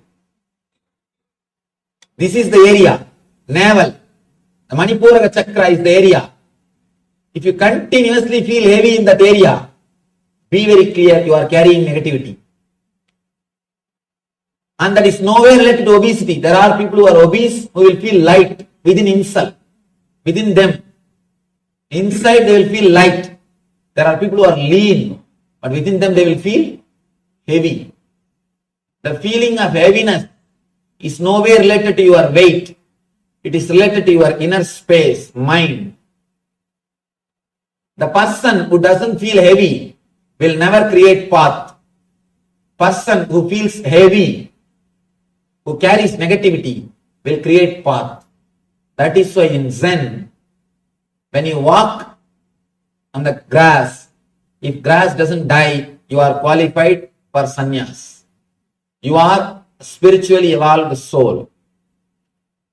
Because you will be so graceful, you will not be against the nature. Human being is the only animal which went against the nature and who went away from the nature. Human being is the only animal who has gone away from the nature, who has lost the way, who is misguided, who has lost the nature. Here Krishna says, you create your body. Not only when you die, when you take birth, not only when you take new birth, every day morning when you get up, every day you design your body. If you get up with the right thought, you will design the body to execute that thought.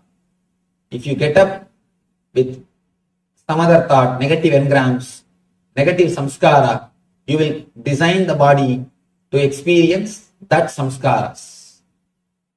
So, and he says, what type of sense objects you create, what type of senses you create, same type of sense objects you enjoy. Adhishtayam manaschayam vishayan upasevate. If you create the positive senses, you will enjoy the positive life. If you create the negative senses, you will enjoy the negative life. What type of senses you will create, that type of things will attract you. You will feel tasty with that things. 40-year-old man can never fall in tune with a 16-year-old girl. In India, I don't know about other countries. Because his taste is different. His maturity is different. Same way, if your senses are created by a positive samskaras, you can never feel attracted to the lower level desires. You can never feel attracted to the lower level sense objects. Your senses, how they are created, same way only your sense objects also will be there. Please understand, only your mind will help. Only your mind can decide what type of problems you will create for you in your life. Because it is your senses which feels attracted to particular sense objects. If you create them with a strong, right, positive engrams, you will feel attracted only to the positive things. If you create them with the negative engrams, you will feel attracted naturally towards the negative things. Utkramandam stitam vabi bunyananva gunanvitam vimudana nupashyandi pashyandi jnana chakshushaha. Nicely. He finishes the whole thing with a beautiful punchline. The fools cannot understand. He nicely fires people. And Krishna must have been a person with a lot of, see, the word muda must have been a slang word in Sanskrit. It must have been slang word in Sanskrit. The foolish cannot understand how a living entity can quit his body, nor can they understand what sort of body enjoys under the spell of the modes of nature. But once one whose eyes are trained in knowledge can see all this. I always insist. Morning, when you get up from the bed, with what thought you get up, that thought is going to play a major role on the whole day, on your consciousness. Understand? Usually how we get up? The moment you feel you are awake, slowly you feel that you are in the body. First thought will be either the fear that you should go to office or the greed that you should do something. The moment that fear or greed comes, you just jump out of the bed and slowly with closed eyes you ask, hey, what is time? If they say 8:30, just you jump out of the bed. You catch this body with the thought of fear or greed. If you catch this body with the thought of fear and greed, please understand, you will create the senses which will again attract more and more fears and more greed. Please never get up from the bed with fear or greed. Have alarm. The moment alarm rings, it will be just 2-3 days practice. After that, it will become an automatic system in you. Just for 2-3 days, the moment you feel that you are awake, remember either your Ishta Devata or God or some spiritual things. If you are attached to some master, remember your Guru. If you are attached to some God, remember that God. Something spiritual. Please don't enter into your body through fear or greed gate. There are so many doors to enter into your body. Don't enter through fear gate or greed gate. Then you will create the body which will attract more and more fear and more greed. Morning, the first thought should be spiritual. Enter through the spiritual gate. Remember, some divine thing, some God or your master, and just say Namaskar. Oh God, you have given me one more life, one more day. Please be very clear. You are waking up just because of His grace.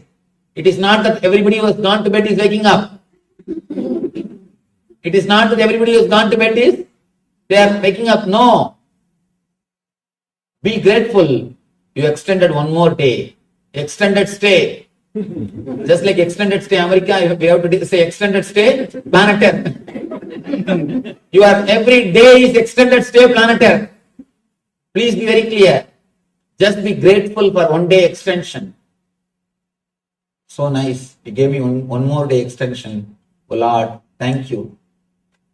Let me come out and live in your world happily. 1 more day. Please be very clear. Don't think waking up is your birthright. No, it's a pure gift. It's a pure gift. It is not your birthright. Even your birth is not your right. What to speak about? Waking up. It's pure gift. Just feel grateful for that great gift and get up. When you wake up with the spiritual thought, whole day you will see, you will have that same consciousness, same kind of inner space. You can see practically. Morning if you get up with an irritative mood, whole day you will carry the same mood.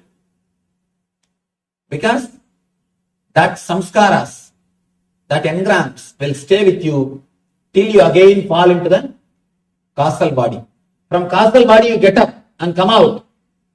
When you reach the physical body on the way, what samskaras you pick up? It's like a mall, that 3 bodies. Sattva, Rajas, Tamas. The pranic sarira, mental body and etheric body. From causal body you travel up to physical body. That time you see a big mall. Whatever you samskaras you pick up, based on that only you will design your physical body. Every day you recreate. If you want to see the reality, truth behind these words, just 21 days, get up with a spiritual thought. Today go and take photograph of your face. Passport size photograph. 21 days, get up with a spiritual thought. With the remembrance of divine, you will see your eyes will be totally different. Your eyes will be totally different. And one more thing, when I say some word, I take responsibility for that. I know the truth behind this word. That is the reason I am explaining. Please be very clear. I am not giving you some theory. This is the science with which I worked. At least 100,000 people are regularly practicing the meditation techniques which I expressed from my experiences. I tell you from that authority, this is one of the ultimate, I can say, deeper level technique to transform your whole consciousness. Don't pick up tamasic, rajasic engrams. When you come out, if you pick up the greed or fear engrams, you will create the body which will radiate greed and fear. And in turn, you will attract the incidents, greed and fear in your life. When you get up, come out of causal body to physical body, pick up sattvic engrams, sattvic samskaras, peaceful, blissful memory. Remember some God, some Guru, something which gives you the spiritual thought. Come out. That is why our masters say, early morning when you get up, do meditate. Meditate a little bit. At least that first few seconds, your whole inner space will be new. So he says, only a person with knowledge can see the truth of this science. So now, whether you are a person with jnana chakshu or muda, only you have to decide. Here Krishna says, foolish cannot understand. Person with jnana chakshu can see the truth and understand. Now the whole truth is in front of you. It is up to you to be a muda or to become a person with knowledge eyes or jnana chakshu. It is now up to you. Let us pray the Parabrahma Krishna, ultimate energy, universal consciousness, cosmic intelligence, to give us all the experience of eternal consciousness and make us beings with jnana chakshu and establish us in eternal bliss, nitya ananda. Thank you.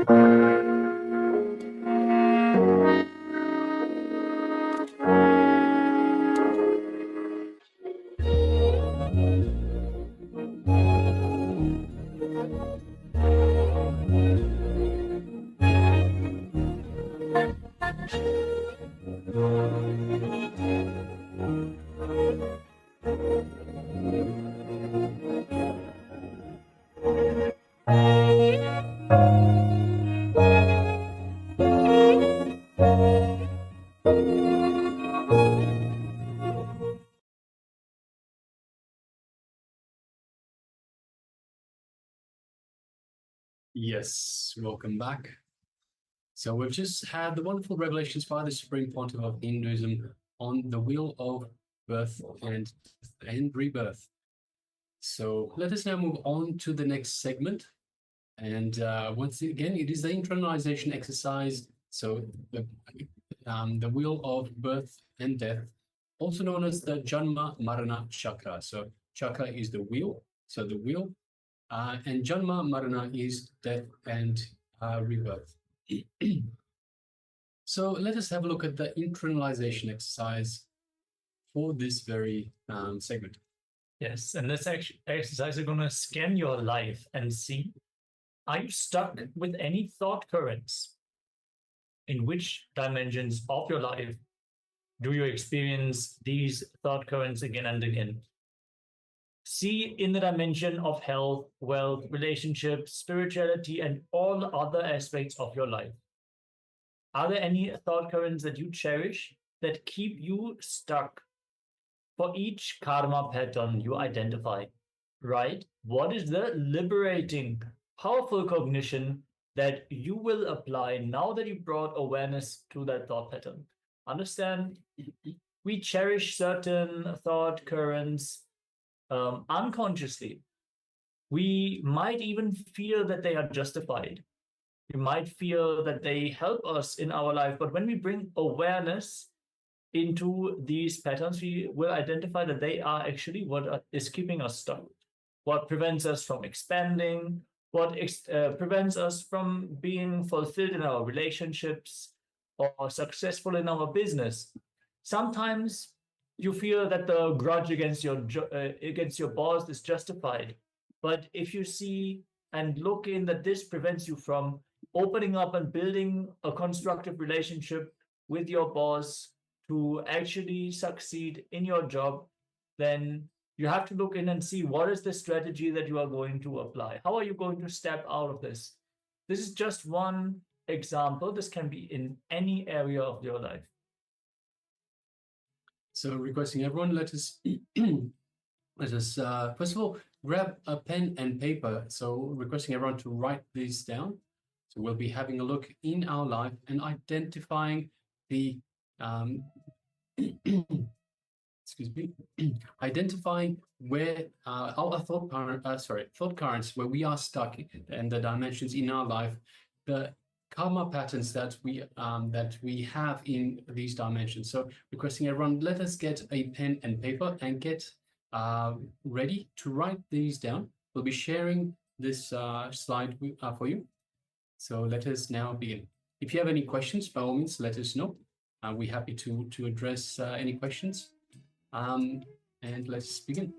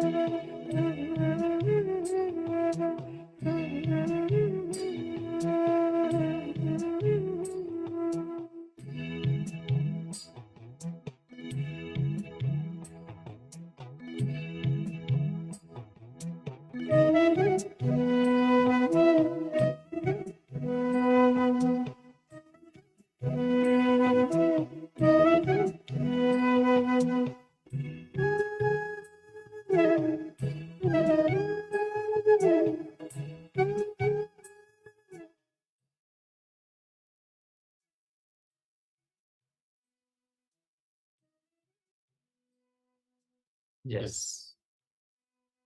Welcome back. So you can relax now from this exercise.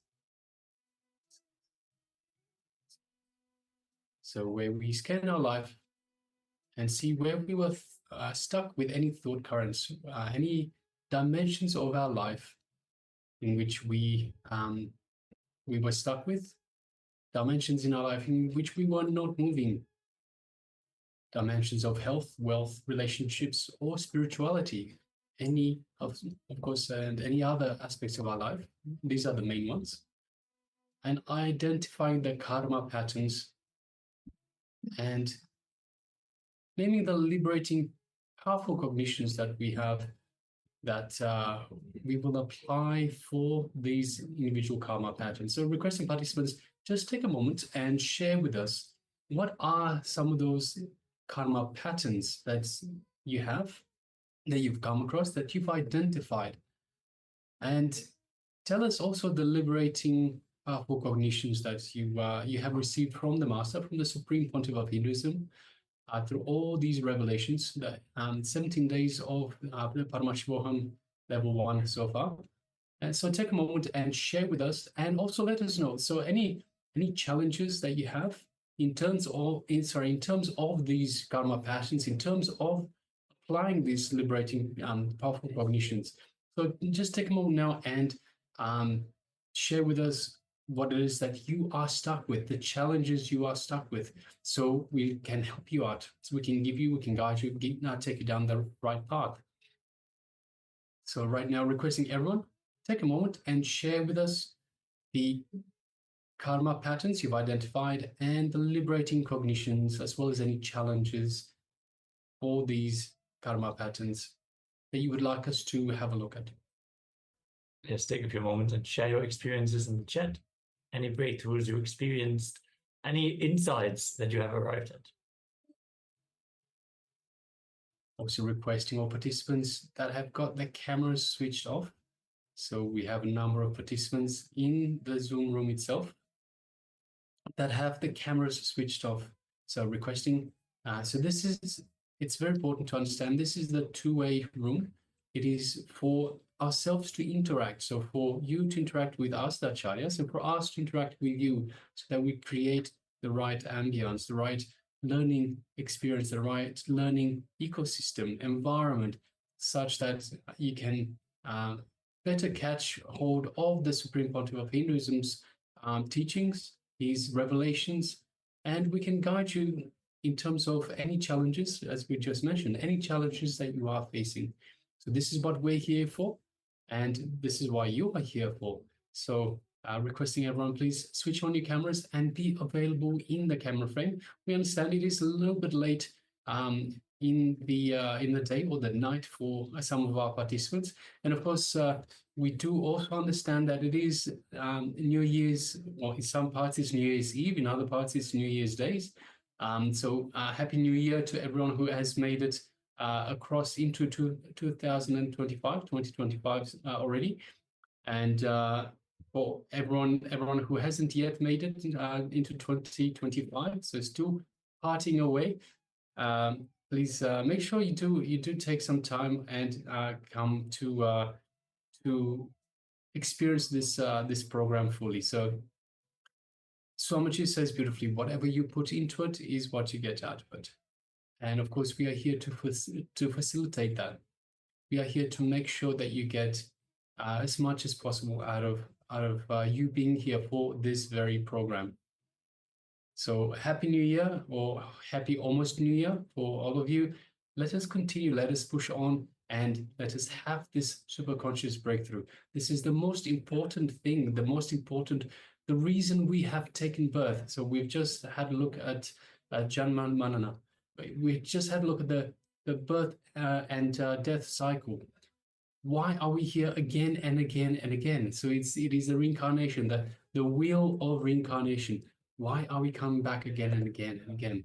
It is because we are here for a superconscious breakthrough. We haven't realized it yet. That's why we come back. Swamiji is here to give us this superconscious breakthrough.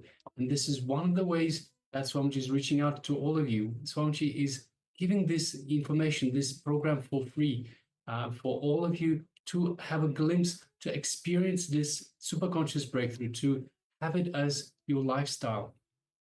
So that's why we request everyone, please switch on your cameras and let us have a look at what is the most important. So why are we here? Why are we here for the program? So I come back to the first day, the very first day of the program itself, where we had written down the reasons, so what we want out of life, what we think our life goals are, what we are doing in terms of that, and also what is the reason for us being here in this very program. What do we hope to get out of this program? And of course, only you can answer that for yourself. But in order to get the most out of this program for yourself, for what you have set for yourself as the goal, you have to be involved. You have to be involved, you have to take part, and you have to put in the effort. So even if it is New Year's Eve, even if it is a New Year's Day, put in the effort. Let us get the most out of this program, because once again, it is the most important program you'll ever do. It's the most important thing that we are here for. We are here for superconscious breakthrough, and we're here for enlightenment, and we're here for liberation. This is why we are here. And this program delivers that for us. So this is the only program, the best program in the world for you to have a superconscious breakthrough. It's worth putting in the effort. Yes, and talking about the superconscious breakthrough, we're now going to move on to the next segment of the day, which is going to be the power manifestation. As Swamiji has initiated all of us, by his grace, if we sit in that space of oneness and in the state of nirvikalpa samadhi, which we can manifest by unclutching, falling into the space between the thoughts in the thoughtless zone, just by remembering Swamiji with a sweet feeling connection, all the various different Shaktis manifest.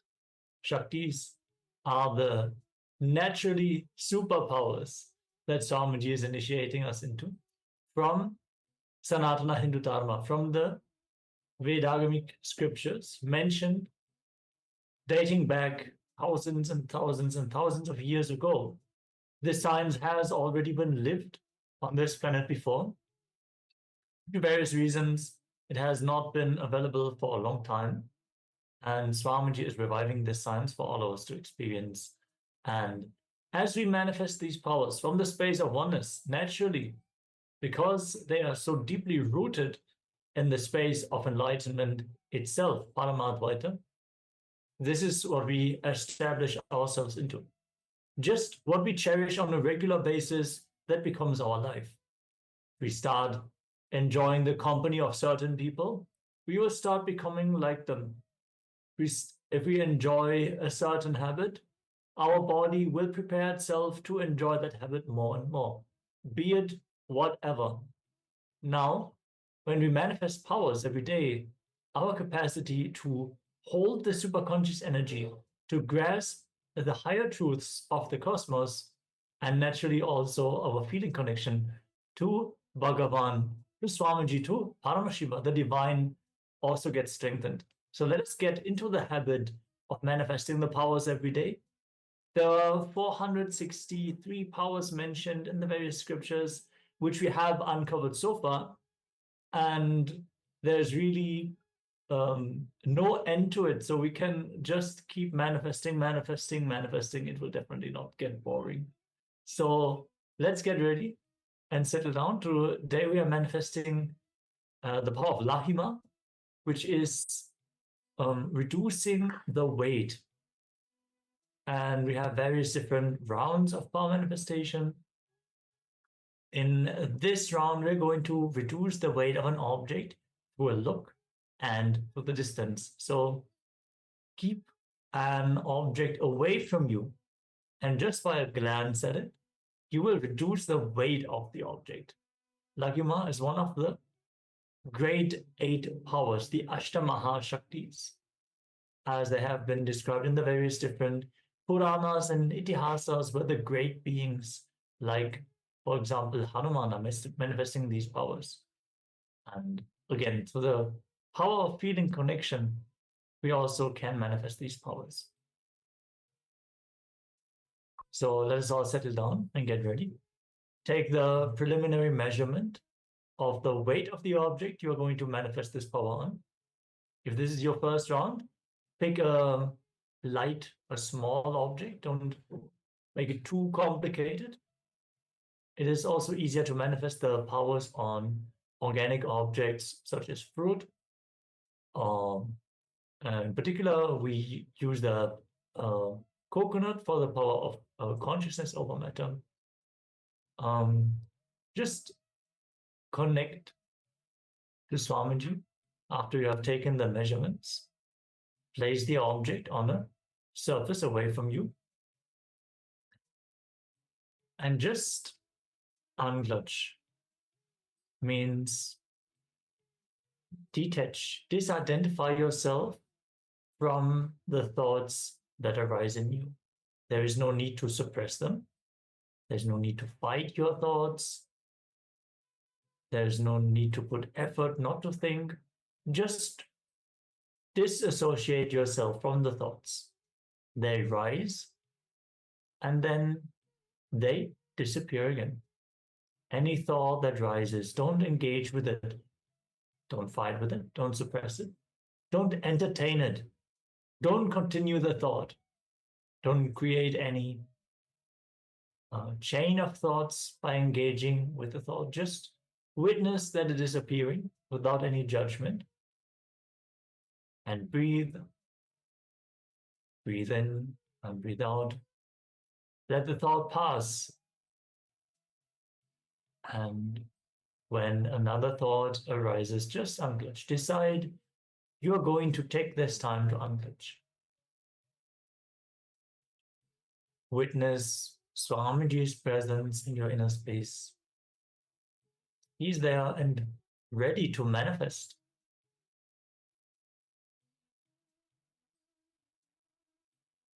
Bring your awareness to the Ananda Gandha, just below the heart center and just above the navel center.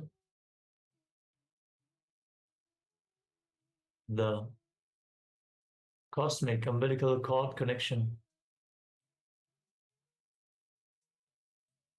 Just reside there and visualize Swamiji in your inner space. Bow down in gratitude as you keep unclutching. Whenever a thought rises, just decide you are going to remain unclutched.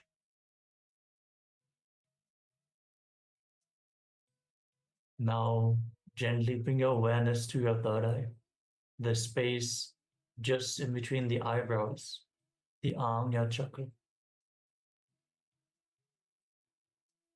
Formulate a will for the object to reduce in weight.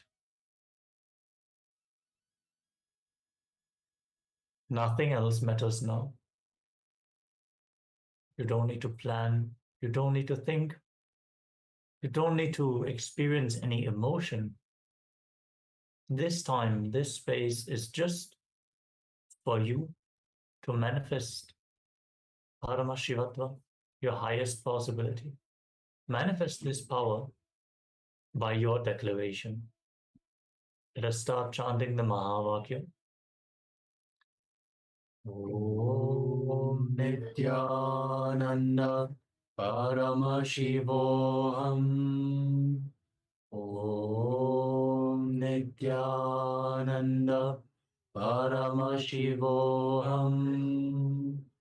Om Nityananda Paramashivoham.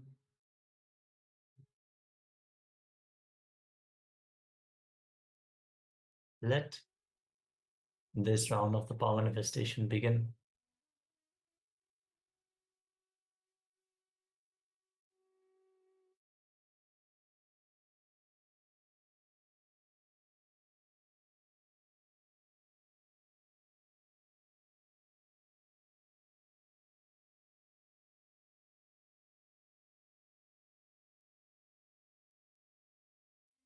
I welcome you all with my love and respect. Let you all open all your three eyes. Om Nityananda Paramashivoham.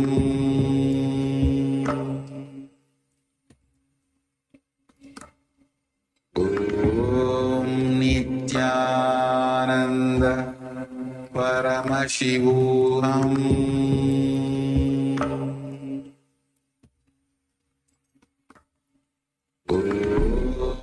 Nityananda Paramashivoham.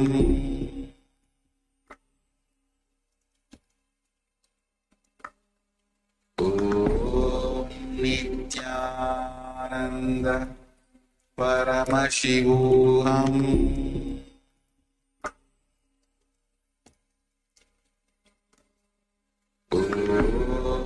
Nityananda Paramashivoham.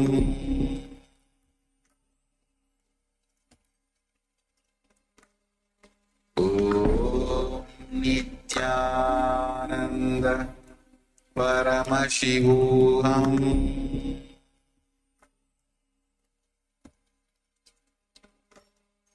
Om Nityananda Paramashivoham. Om Nityananda Paramashivoham.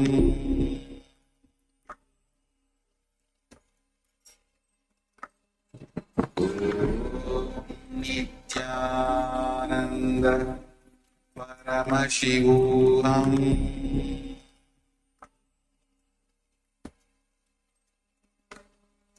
Om Nityananda Paramashivoham.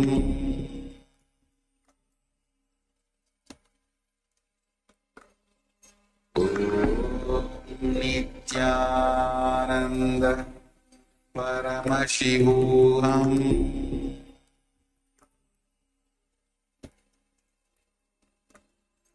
Om Nityananda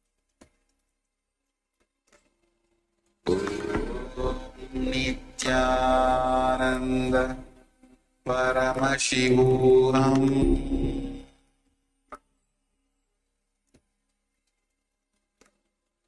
Om Nityananda Paramashivoham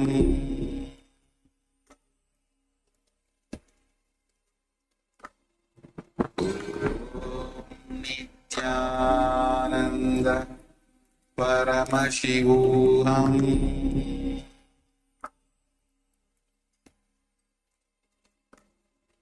Om Nityananda Paramashivoham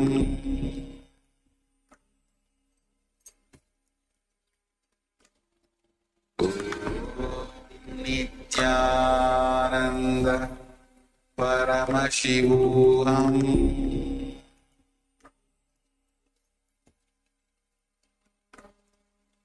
Om Nityananda Paramashivoham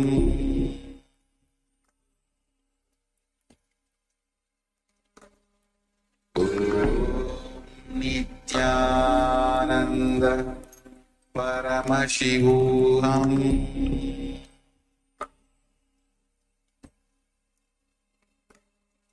Om Nityananda Paramashivoham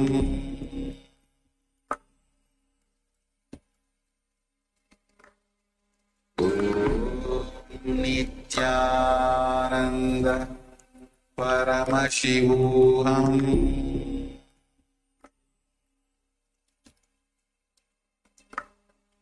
Om Nityananda Paramashivoham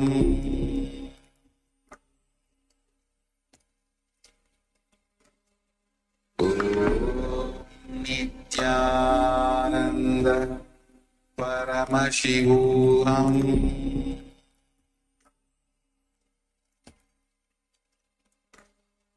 Om Nityananda Paramashivoham Om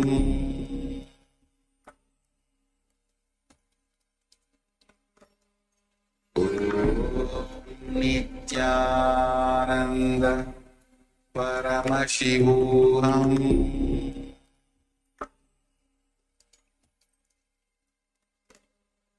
Om Nityananda Paramashivoham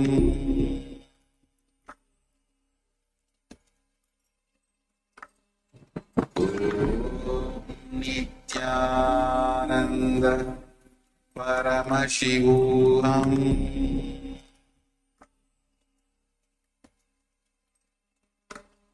Om Nityananda Paramashivoham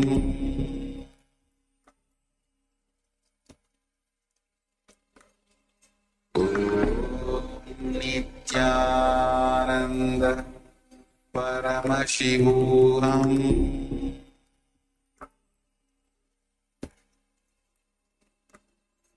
Om Nityananda Paramashivoham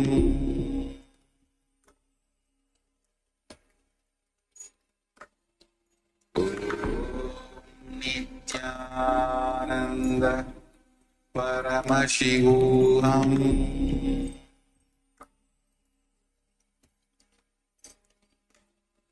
Om Nityananda Paramashivoham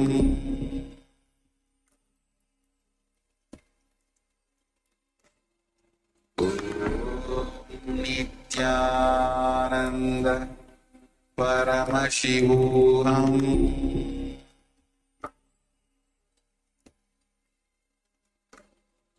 Om Nityananda Paramashivoham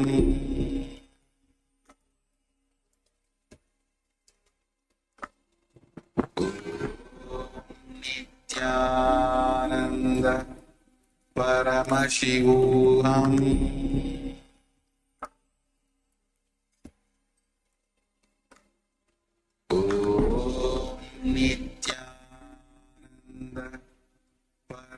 Paramashivoham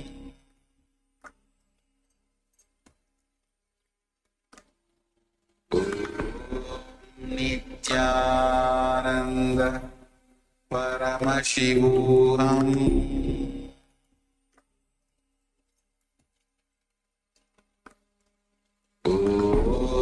Nityananda Paramashivoham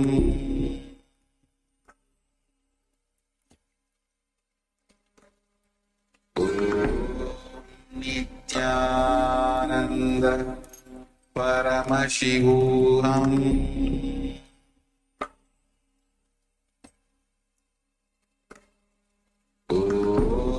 Nityananda Paramashivoham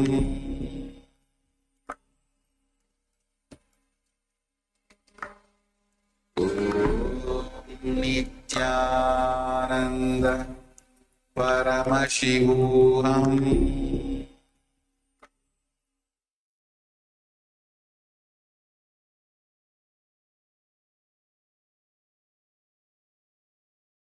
Yes, you can now relax. So reducing the weight of an object at a distance and through a glance. So of course we would have taken the initial measurement of the weight of the object before we started affecting the weight of the object itself, before entering into the power manifestation. So now requesting participants, let us take a second measurement of the weight of the object and compare to the first measurement, the base measurement. And then take a moment and let us know in the chat provided how you went in this power manifestation. So take a moment and let us know.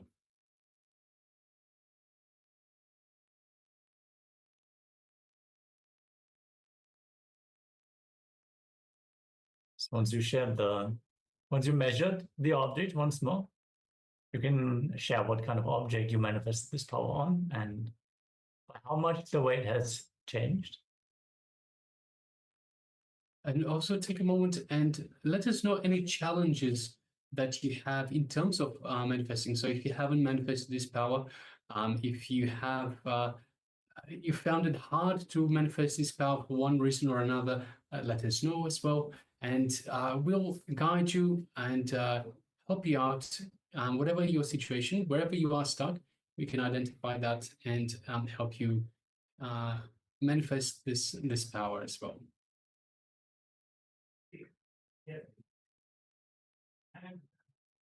So if you've manifested any power at all, then you know it is possible. It is not only a possibility, but it is a gift from the divine, from Paramashiva himself. And since you have manifested once, then it is very easy to manifest all the other ones. The only thing is we get in the way. So it is the divine that manifests through us. So it is very important that we simply get out of the way of this manifestation. So stop putting barriers in front. And when we talk about barriers, we're talking about the patterns that we have, the karma that we have, the patterns. We talk about the self-doubt, the judging, and just simply the thoughts. So every time a thought comes up, we put a barrier in between the power manifestation and ourselves. So it is very important that we remove these barriers and just let the power manifestation flow through us.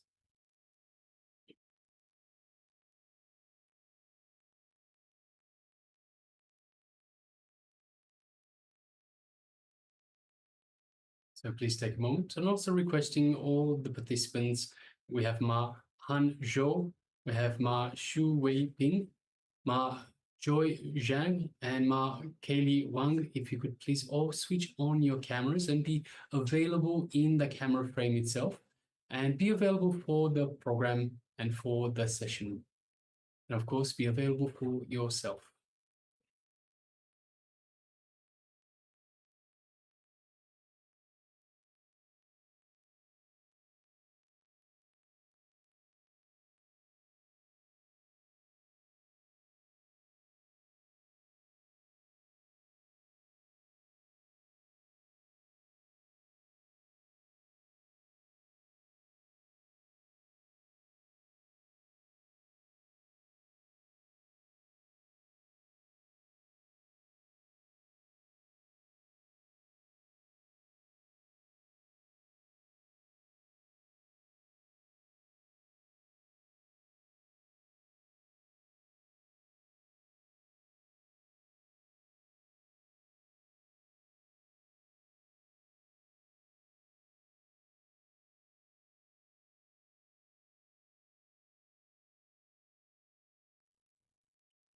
All right. So if you're still sharing, please go ahead, continue to share. Meanwhile, let us start getting ready to receive the Supreme Pontiff of Hinduism. So very soon we'll be transitioning on to the preparation for darshan. And of course, we'll also be finding out more about what's coming up. So of course, we have the Paramashivoham program, which we have been where we have talked about for the last month or so. But now another great piece of news is the Inner Awakening. So Inner Awakening program is starting once again. The Inner Awakening program is live on location, so you will be there in person. So if you do make it to Inner Awakening, if you do go to Inner Awakening, it will be on location in KAILASA, and we have the dates for that already. And I believe it is from the 28th of January, no, February, 28th of February to the 16th. Let me just double check that for you. It's the 26th of February till the 18th of March. Yes. So it is a great opportunity to be part of this. Once again, Inner Awakening is going to be live.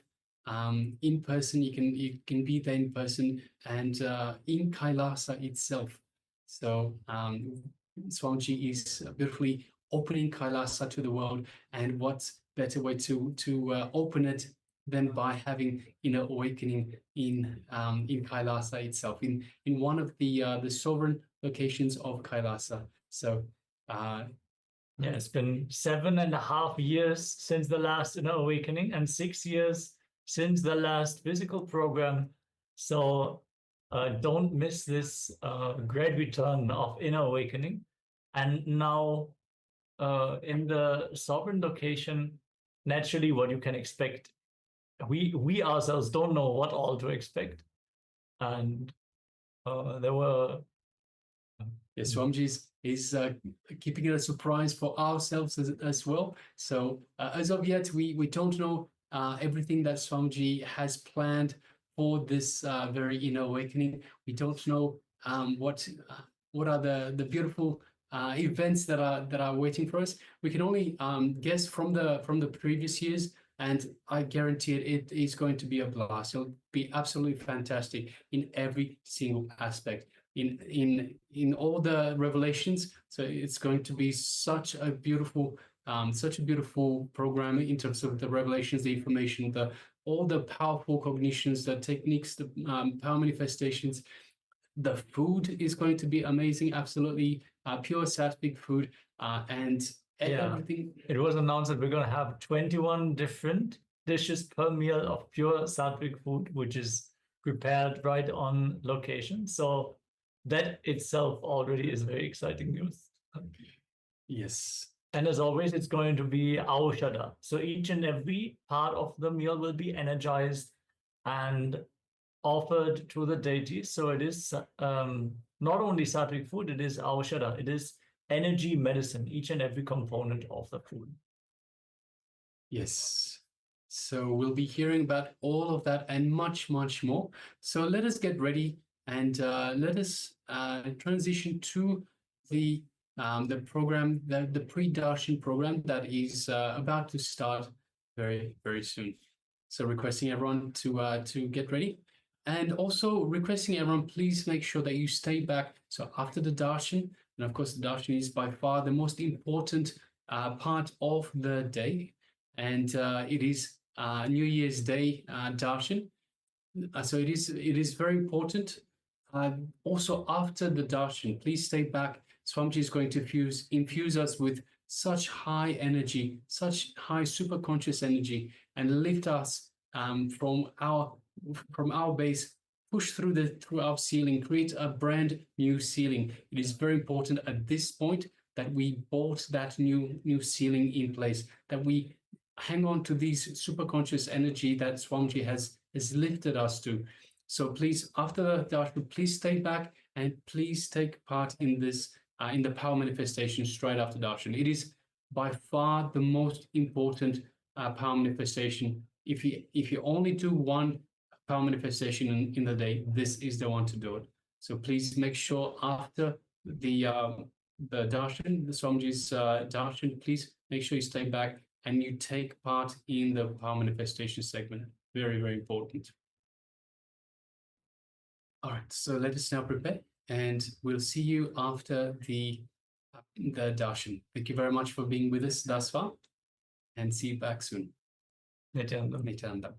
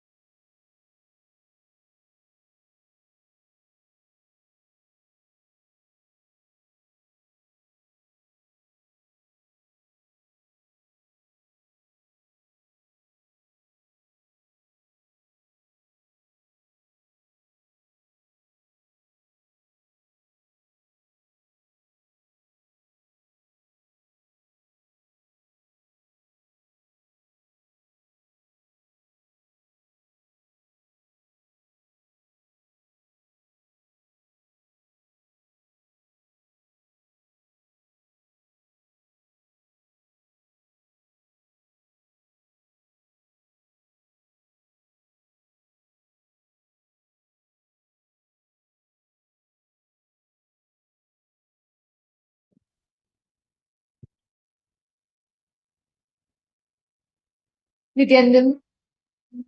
Nityanand, to all the participants, we all just had a beautiful revelation on bhakti and how that is the ultimate path to enlightenment. One way you can experience enlightenment. That space that all of us, somewhere or the other, are seeking for. Right? Now, when you're a seeker going from here to there, searching for a guru, when someone asks you, what are you searching for? Usually, your first answer is enlightenment, right? Or like conscious breakthrough. Most of us say it's enlightenment. How many of us say enlightenment as that one thing that we want to experience as a seeker? If you're a spiritual seeker and you're searching for a guru to guide you, that's the usual answer that we give, right? And of course, that's all of our ultimate, like what we need to experience, having a super conscious breakthrough. And bhakti is the ultimate way you can experience that, the ultimate path through which you can experience enlightenment.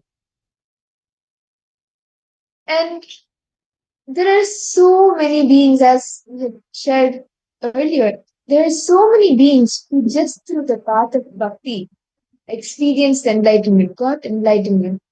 Whether it is all the different Shiva devotees or the Vishnu devotees, Vishnu bhaktas, all the Nayanmars, the 63 Nayanmars, or even devotees like Akka Mahadevi, Basavanna, the great poets and singers, Purandaradasa, and all of them, just by being in the bhakti, space of bhakti, they got enlightened. They experienced enlightenment.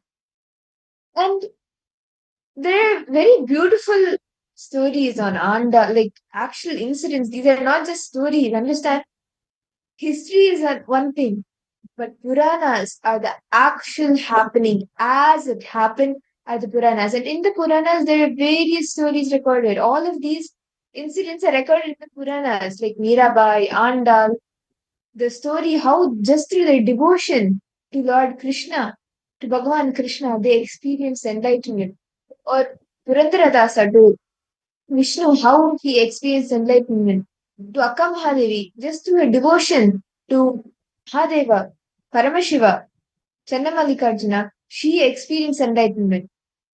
But through Basvana, through his devotion to Paramashiva, he experienced enlightenment. All of these different beings, just through the pure space of devotion, offering their gratitude to Paramashiva, to Bhagavan Vishnu, to their Ishtadevata, they experienced enlightenment. And a little understand, see, as very beautiful in the satsang Swamiji revealed, right? How deep, right? Devotion can make each and every one of us experience enlightenment itself. As Swamiji very beautifully revealed in one, actually in the story of Andal, right? Andal was born to a very devoted Vaishnava devotee, and this couple used to always make flower garland to Ranganath. That's the service. That's the way they relate to the Ranganatha. So this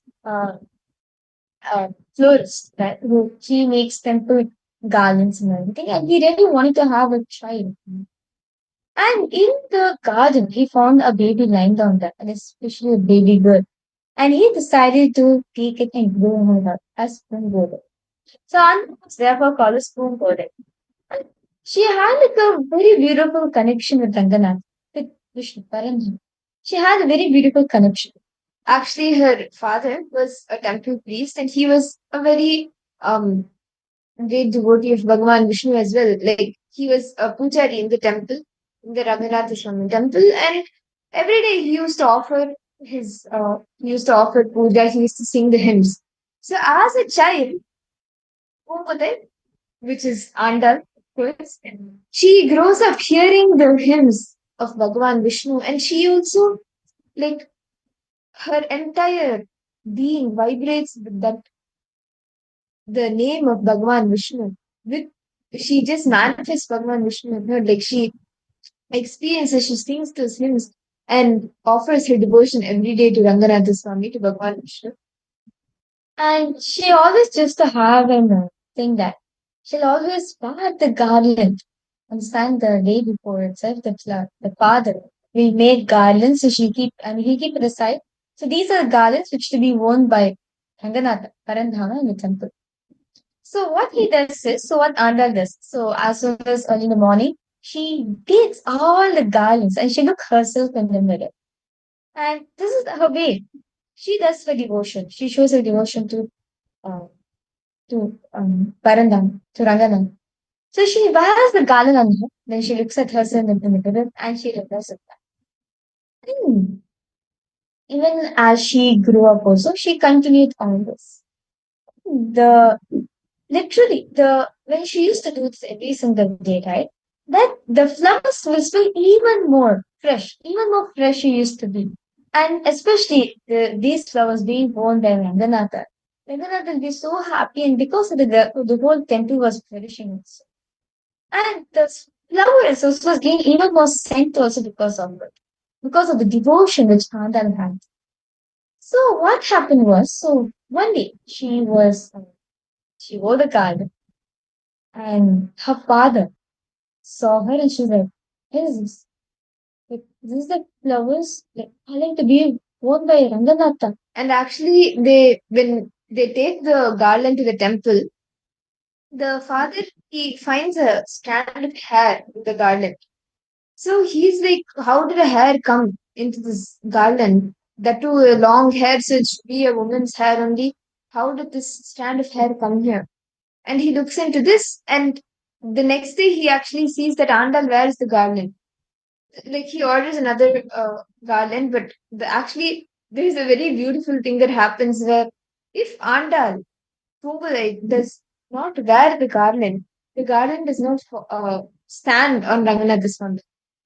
So basically, after finding this strand of hair, after looking into this and looking into the entire situation, the scenario, the father he finds out that Andal is wearing the garland every day, adorning herself, then removing it and keeping it for it to be offered to Ranganatha Swami.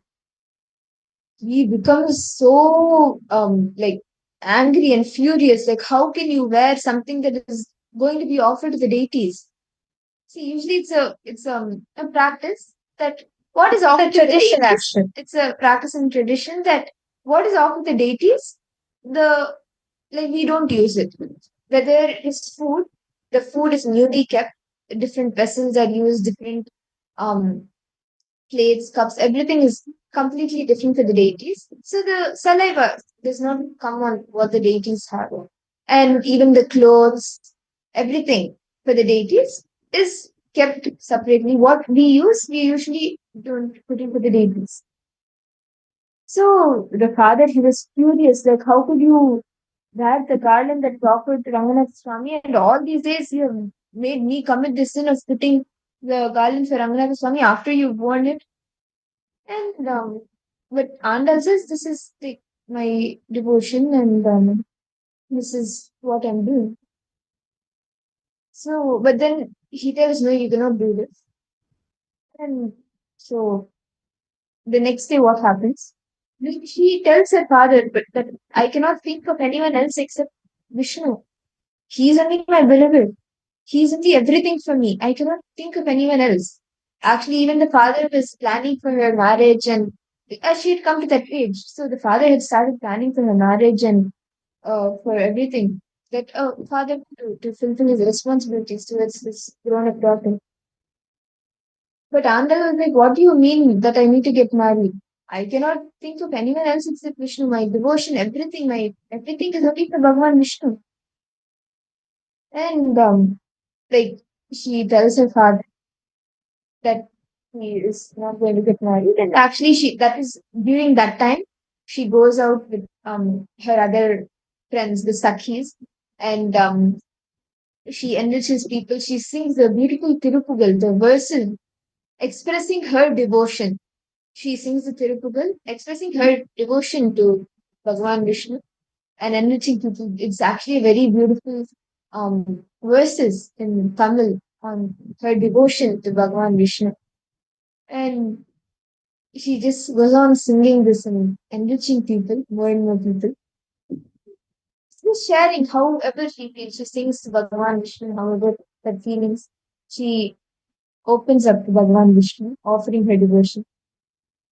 And the time goes, and it is during this time that the father finds out that she's wearing the garland, and he gets angry and says that you cannot do this. The next day, without her wearing the garland, he makes sure that she does not wear the garland, and he takes the garland to the temple to offer to Ranganatha Swami without Andal wearing it. So he takes the garland, he goes to the temple, he tries putting it on Ranganatha Swami. After the pujas, after the rituals, he starts putting it on Ranganatha Swami. But the garland is falling, it is not holding. They get another one and offer that one as well. That one also withers away. It avoids standing on the deity. Then, the Andal's father, Pungadai's father, he is wondering, like, why is this happening? Why is the garland not staying on the deity? And he prays to Bhagavan Vishnu, wondering why this is not happening. Did he make any mistake? During this time, Bhagavan Vishnu manifests and tells him about the greatness of Andal's devotion and that he will accept only the garland for the Andal. After Bhagavan Vishnu tells this to Pungadai's father, Andal's father, he brings Andal, makes her wear the garland, removes it and puts it on Ranganatha Swami. And the garland stays. And this shows that her devotion towards Ranganatha, right? And it was during the time of her marriage also. And everything. She was like, the only person whom I can think of in my life is only Parandhamas, only Ranganatha herself. And she just decides. She just comes to the temple. She comes dressed up as a bride, and she says that only Ranganatha will be my bride. Only Ranganatha only I'll marry. So she'll dress up herself as a bride, and she goes stands, and immediately she merges with Parandhama. She merges with Parandhama. Of course, she experienced enlightenment itself. This is for each and every one of us to understand. Bhakti, devotion. devotion to God, devotion to Swamiji, devotion to Paramashiva, anything in your life just manifest, including enlightenment, including the greatest thing, the ultimate thing, even like enlightenment also. You can manifest, you can experience it just through bhakti alone. And understand the power of Guru Bhakti. Like, if you want to give the perfect example, the relationship with Swamiji had with Anigirogeshwara, it's just like, how they say, Swamiji says, right, how Anigirogeshwara was a fantasized version of Guru for him, how he fantasized the Guru to be to him. Close Swamiji was with Anigirogeshwara, like that relationship Swamiji had, like, it's just too amazing. Like, even you listening to the story itself, like, you can feel the goosebumps. How that intimacy, the devotion towards the Guru, literally understand Swamiji says very beautifully in Guru Gita, Paramashiva says, there's nothing greater, there's nothing higher in this world other than the devotion to Guru in life. Understand? Having the Guru's grace in your life is the ultimate thing you can have. The ultimate treasury you can even have in your life is devotion towards Guru. The Guru Bhakti towards Paramashiva, towards Swamiji. That can actually help you. All the participants, Ma Grazina, Ma Airi, Ma Kylie Wong, all the participants who are watching us live right now, just having Guru Bhakti, having devotion, pure devotions to Swamiji.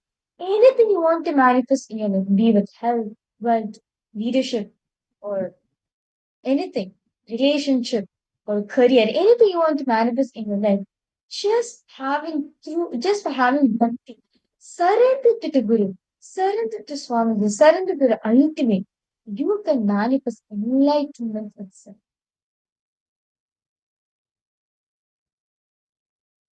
And understand, like, to give one of the examples also, right? When, like, the 9 months, right, when Swamiji was with Anigirogeshwara, during that whole period, during the whole time, right? What's the last games that was last once? Swamiji asked Anigirogeshwara, take me to your home. And Anigirogeshwara is like, okay, once Swamiji asked Anigirogeshwara, why don't you come to my home? Anigirogeshwara was like, why don't you come to my home? Swamiji is like, this is this opportunity. It's like, come on, you take me to your home right now. Here and now is not taking me. Come on, you take me right now. And Anigirogeshwara holds Swamiji's hand, and in Tiruvannamalai temple, so in Tiruvannamalai temple near the Kalyanam Mandapam, that is surrounded area, the Anigirogeshwara's Jiva Samadhi is there. So the Anigirogeshwara Jiva Samadhi, Swamiji was used to think that was a cave. Because when Swamiji met Anigirogeshwara, when Swamiji asked Anigirogeshwara, where can I meet you? When can I meet you again? I want to see you every day, but how can I call you? Anigirogeshwara would just point out to this cave and say, you just call it my name 3 times in front of this cave, and immediately it will appear. So Anigirogeshwara held Swamiji's. And understand, Swamiji says very beautiful. During this time, Swamiji forgets. Like, basically, Swamiji will see that this incident might have happened beyond the metaphysical plane, or either the body was taken to that plane and experience, or this whole thing was happened in metaphysical plane. Swamiji was not able to see that very clearly. Very beautifully, Swamiji explains. So, because the moment Anigirogeshwara pressed Swamiji's hand to enter inside the Jiva Samadhi, right? Immediately Swamiji left body consciousness. Immediately. As soon as Anigirogeshwara held tightly Swamiji's hand to get inside the cave, Swamiji lost the body consciousness. And when they entered, Swamiji said huge, literally a huge planetary Swamiji like very big, very huge planetary. Sages was sitting and meditating. And the moment Anigirageshwaras came, Swamiji realized that Anigirageshwara was the guru for all of them. Because as soon as Anigirageshwara came, all of them got it and respected. And Anigirageshwara was in the main seat under the Kalpa Dakshina tree. Like Dakshinamurti Swamiji really explains how it was just like Dakshinamurti, Anigirageshwara sat under the banyan tree, and all the Karanas and all the other beings just got up. They offered their prayers and sat down. And Swamiji also was there. And all the sadhus, all of them are sannyasis. They asked Anigirageshwara, who's this bulk who's not learned in Kavi? Swamiji was like, what do you mean? Just because I'm not wearing Kavi, I'm still a sannyasi. Just because I'm not wearing Kavi does not mean I'm not a sannyasi. I am sannyasi. Anigirageshwara asked, then why are you not wearing Kavi? Then Swamiji said, why you give Kavi to me, Swami? You give Kavi to me. And immediately Anigirageshwara signaled one of the sadhus and he came with the Kavi. And immediately when Swamiji saw that the Kavi was being gotten, like Kavi is the orange cloth, the orange robe for sannyasis. Immediately Swamiji threw away all the school dress Swamiji was wearing. Those days, the school dress, school uniform, right? Swamiji was wearing that when this whole thing happened. Immediately Swamiji just removed everything, his whole uniform just went to Anigirageshwara, and Anigirageshwara took the dhoti and tied it around Swamiji. He tied it around Swamiji and gave her a nice hug and a blessing. And now the whole group, the whole sannyasi felt complete. Now he is also part of the group, and Swamiji sat next to Anigirageshwara. And later on, like maybe the initiation has happened, so many things have happened. When time is gone, Anigirageshwara said, come, it's time for us to go back. And immediately Swamiji followed Anigirageshwara. And now, when Anigirageshwara was coming out from the cave, right? Once he again pressed the hand again Swamiji got his body consciousness. And Anigirageshwara went back to his and Swamiji went. Immediately, Swamiji ran to Mataji Kuppam. And Swamiji is like, Pati, look, I got Kavi. Mataji Kuppam was like, what? How come you got Kavi? Swami's like, yes, Pati, I got Kavi. Look, I'm wearing Kavi. And Swami, like, understand the joy Swamiji had, no, that literally Anigirageshwara himself gave the Kavi to Swamiji. And Swamiji was just like ecstasy in the this, like saying, look, Pati, I got Kavi. Uppal was serious. He said, tell me the truth. Did you steal this from a shop? Or did you actually get it? Oh, tell the truth very clearly. Okay, this shop. Gave this. From which shop did you steal this Kavi? Swamiji said, no, I'm not lying, Pati. I really got Kavi. Then Uppal was like, no, tell honestly. From where did you get it? Did you get this? Did you steal any shop? If you are not going to tell the truth, I'll tell it to your grandfather. Swamiji is like, no, Pati, I've not stolen from any shop at all. I got Kavi. Kuppammal was like, okay, tell the truth. Who gave you the Kavi to you then? Because even Kuppammal actually wanted to initiate Swamiji. She wanted to give the Kavi, the sannyas initiation. Swamiji said there was a sannyasi in the temple. He was the one who gave Kavi to me. Kuppammal was like, no, tell the truth to me. From which shop did you steal the Kavi? Swamiji is like, no, Pati, I have not stolen from any shop. A sadhu from the cave, a sadhu from the temple gave me the Kavi. Kuppammal said, come on, take me to him right. Show me the sadhu. And Swamiji takes Kuppammal and he goes. And now he goes to Anigirageshwara Shavasana and says, Swamiji calls her 3 times. Anigirageshwara responds. Swamiji is like, this shock. Like the first time in his life, For the first time, 9 months, for the first time, Anigirishwar was not coming. Anigirishwar was not coming up to Swamiji's call. And Kuppama was like, who do you think you're trying to cheat? Swamiji said, no, from this cave only the sadhu used to come from this cave, pointing at the Jiva Samadhi. Jiva Samadhi, Swamiji said, from this cave only he came from.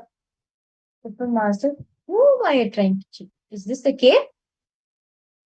And Kuppama just slapped at the door.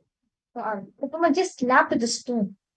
She moved the pillars and just gave us and slapped on. That was the first time in life Swamiji realized it was a solid stone. It was not a cave. It was a solid stone structure. It was a solid stone structure from where every day he used to see Arunagiri come out. It was not a cave. But this was the first time Swamiji saw this. Swamiji's life was so shocked. For the first time in his life, for the first time, what he used to think a cave, it was just actually a stone, a solid stone. Now, Kuppama said, tell me the truth, Hans. From values. Of course, Swamiji knew it was not lying. Immediately, Swamiji promised Kuppama's head, just slap on just slap. That's the way in villages they want to tell the truth. Just like Satyam, you just promise on someone's head. So Swamiji did the same and said, Satyama Padu. I'm telling the truth, Nipati, I've not stolen the Kavi at all. You can call it a promise, you can call it a swear or whatever. But actually, Pati is a very neutral way, loving way to call grandmother. And so Swamiji just tells Satyama Pati, really, this is only the truth. He puts his hand on hand and he says, on behalf of myself, on behalf of you, on behalf of Arunachaleshwara, Arunachala. He was the one, he used to come from this cave. He is the one who gave me this kavi. So he is the one who came, he is the one who took me the hand, and he is the one who initiated the kavi to me. That's when Kuppama started listening to Swamiji. This act, this promise that Swamiji brought Kuppama into listening. Because Swamiji gave a promise on himself, on her, on Arunachaleshwara. And of course, she knows how much Swamiji respects her and the temple deities.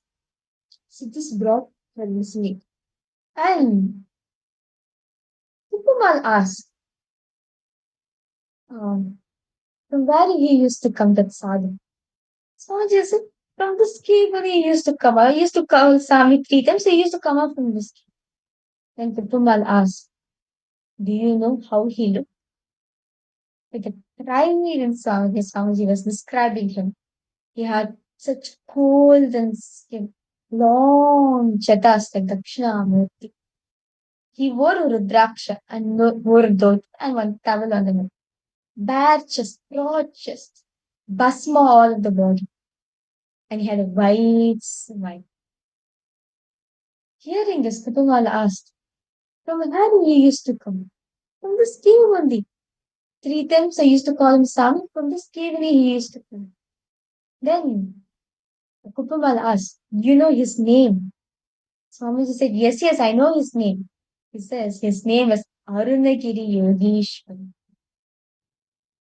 Kuppama was like, she's like in complete shock. By now she's in tears and she's in complete shock. And she tells Swamiji, she's not able to verbalize by this time. She just folds her hand and she mentions how people wait for lifetimes to see, just to catch one glimpse of him. People do so much of tapas, so much of meditation, so much of sacrifice, tapas, penance, just to catch one glimpse of him. And used to see him every single day. Someone said, yes, The lady I used to see, Uma was not even taken at all. She was in just in pure tears and relaxation. Now Swamiji is in dilemma. He's like, one side Kupamal had trusted me and she went, no, Aniragishwa is not coming out. That's his main thing. Aniragishwa is not coming out right now. Swamiji called Swami so many times. No response came. Like almost like Swamiji's heart was broken. Swamiji usually like Swamiji says very beautifully. Like a Gopika, right? When Krishna was playing the flute, the Gopika was listening to the flute. She wants to go and experience. She wants to be part of that. She wants to be with Krishna. But currently at the time, the mother-in-law and and the daughter-in-law will be and the daughter will be sitting in the staircase and will be combing the hair and removing lice. So she was like, as soon as she ran, she saw both of them sitting. She was not able to go because if she goes out, these two will question her and report to her husband, and that's it. Her husband will come to her and she will not be able to. But at the same time, she wants to go see Krishna. She wants to go meet Krishna. She wants to be with him. But the mother-in-law was not. She had the mix of joy and pain. Both was mixing in her. She just like, she couldn't do anything. She just surrendered and she became enlightened. And that's the same experience, the same yearning Swamiji had just to see Anirudisha, just to have that remembrance and stay. But still, Anirudisha was not coming. Swamiji was crying, crying continuously. That itself was in the intense state. After some time, the temple priest came. Sorry, the temple watchman. Usually, every day in the night, he'll wash the temple. Right after after the deities goes to sleep, he'll wash the whole temple area. So he saw Swamiji and because Swami Paya, that's like Swamiji used to say that the whole temple, the whole Tirunamal used to call him Swami, right? So he called the temple watchman saw Swamiji and said, hey, Swami Paya, wake up. Like saying Swamiji to wake up, say, can you hold the pipe for me? I want to wash the temple. Swamiji used to help and assist also. And because the deities are going to sleep, and you go have darshan or Karnachalation, then you come and help. And Swamiji went. As soon as Swamiji entered the temple, Swamiji looked up and saw Aniragisha was sitting in the temple. Aniragisha was sitting there on the linga. Anugiriyogishwara himself was there. That is when Swamiji understood and also had the experience that he, Anugiriyogishwara, are one and the same. Swamiji experienced the space of Paramadvaita. He understood that Ardagiri Yogeshwara is none other than Paramashiva himself.